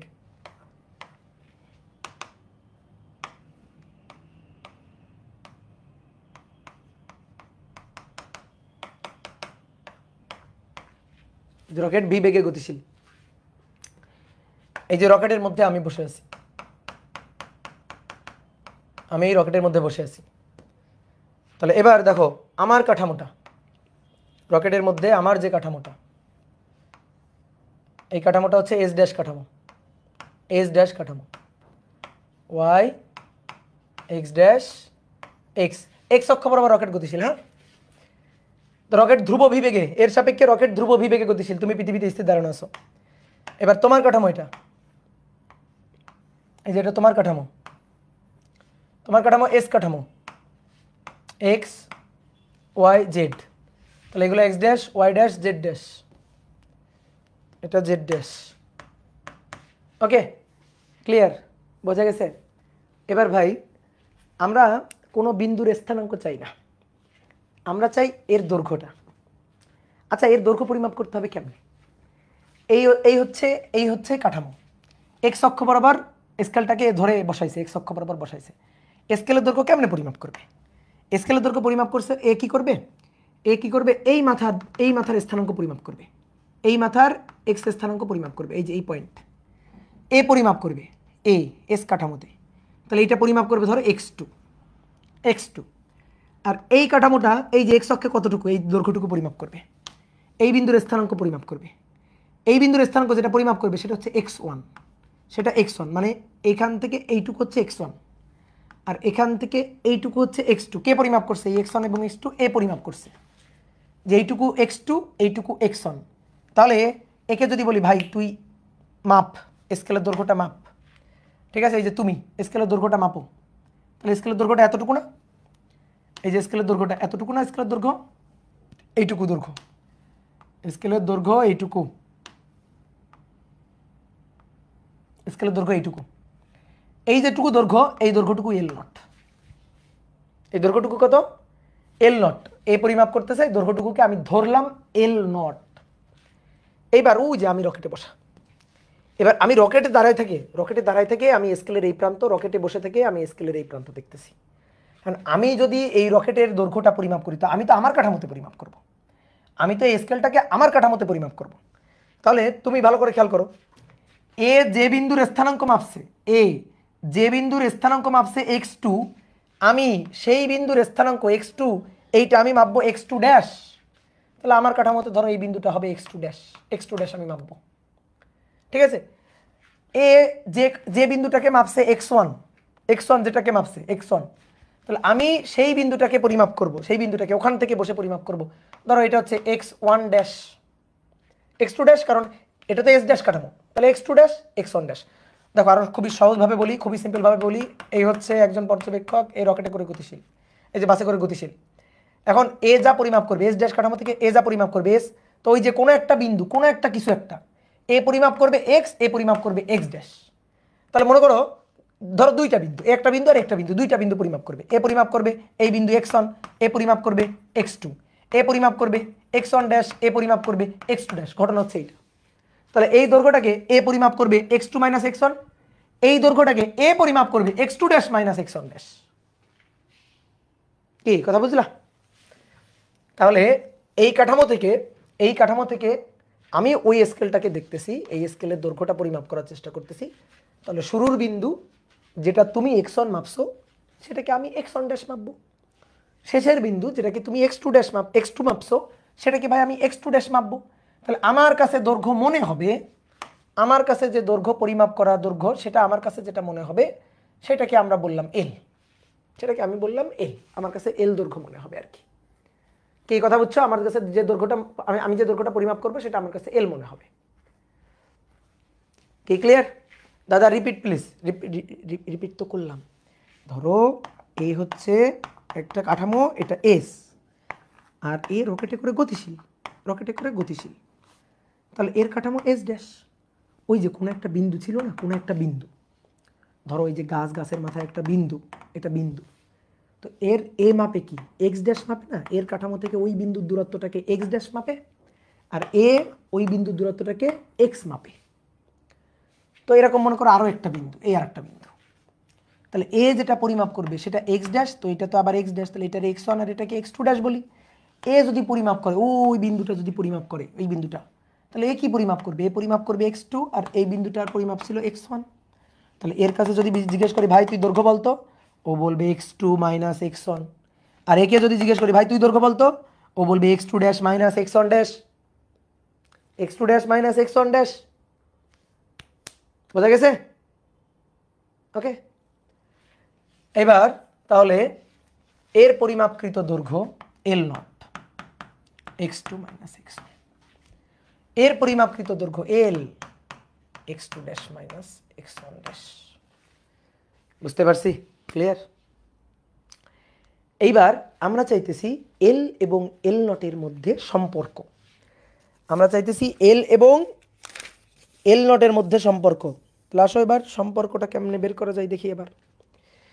এল এবং এল ড্যাশের মধ্যে সম্পর্ক, তো এইখান থেকে এই যে L not x two minus x one, L not x two আর X one, X two dash. তাহলে আমরা এই যে এক্স এর সূত্র, তাহলে এক্স এর সূত্র এক্স ড্যাশ প্লাস ভিটি ড্যাশ, এক্স এর সূত্র, তাহলে এক্স টু এর সূত্রটা হবে এল নট, এক্স টু এর সূত্রটা হবে এক্স টু ড্যাশ প্লাস ভিটি ড্যাশ নিচে root over one minus V square by C square minus x one dash plus VT dash divided by root over one minus V square by C square নিচে root over one minus V square by C square, উপরে x two dash plus ভিটি dash minus x one dash minus v t dash. তাহলে v t dash কাটা, x two dash minus x one dash, x two dash minus x one dash that is L. তাহলে কি দাঁড়াইলো? L naught equal to x two dash minus x one dash নিচে root over one minus V square by C square. তাহলে ভাই L not x two dash minus x one dash মানে L, L root over one minus V square by C square. তাহলে L আর L নটের মধ্যে সম্পর্ক হচ্ছে L equal to L naught root over one minus V square by C square. এইটাই হচ্ছে আমাদের দৈর্ঘ্যের আপেক্ষিকতার সূত্র, দৈর্ঘ্যের আপেক্ষিকতার সূত্র। আমরা যদি এই সূত্রটা এই যে এইটা মাথায় রাখতাম, তাহলে যে কোনো ম্যাথ করার সময় আমাদের এতটুকু করে এসে এইখানে এসে হিসাব করা লাগতো।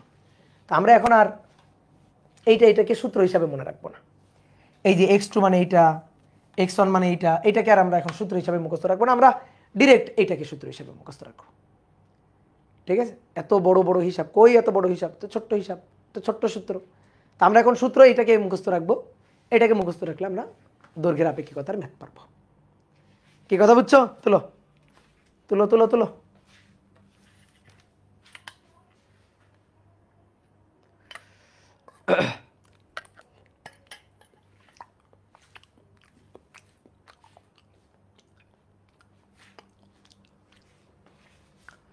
ভাইয়া এফ সমান সমান 0 হলে বস্তু গতিশীল হচ্ছে, এটা আসলে রহস্যটা কি, নাকি মডার্ন ফিজিক্সে এটা হওয়া সম্ভব? এফ 0 হলে বস্তু গতিশীল হচ্ছে, এর আসল রহস্যটা কি? আসল রহস্য একটা সুডো ফোর্স।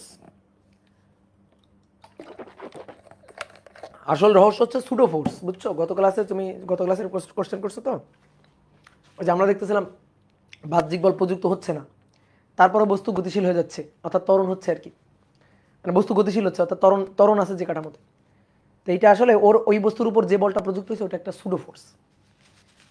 যেমন সুডো ফোর্সের আর একটা উদাহরণ আমরা পড়ছিলাম, সেটা হচ্ছে নিউটনিয়ান মেকানিক্সে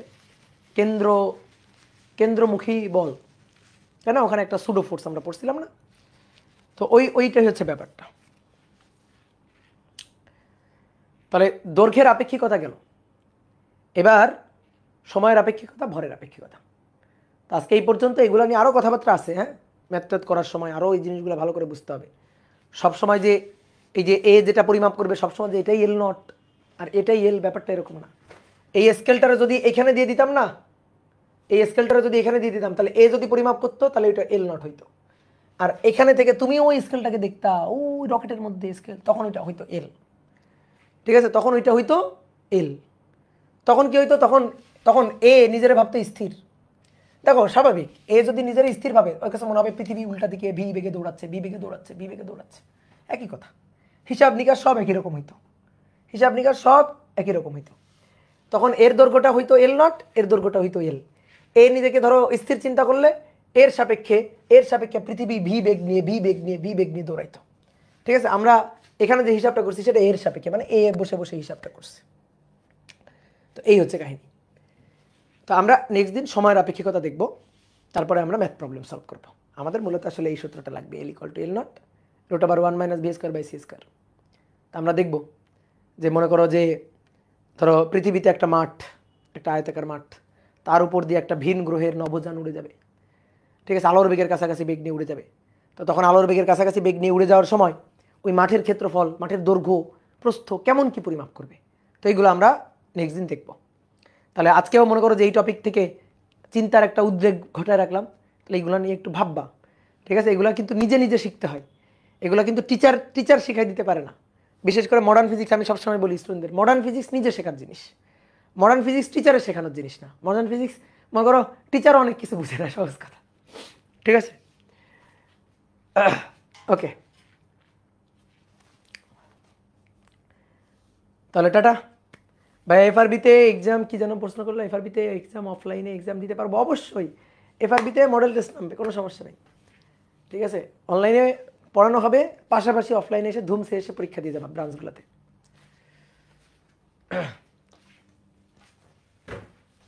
মহাশূন্যে নিজের সাপেক্ষে বেগ হিসাব করা যায় না? মহাশূন্যে হ্যাঁ, যাবে না কেন? মহাশূন্যে ধরো রকেটের মধ্যে গতিশীল, ও হিসাব করবে, করতেই পারবে। পর্যবেক্ষক যে কোনো কিছু হইতে পারে, পর্যবেক্ষক হওয়ার কোনো শর্ত নাই। তো নেক্সট দিন দেখা হচ্ছে, টাটা, বাই বাই।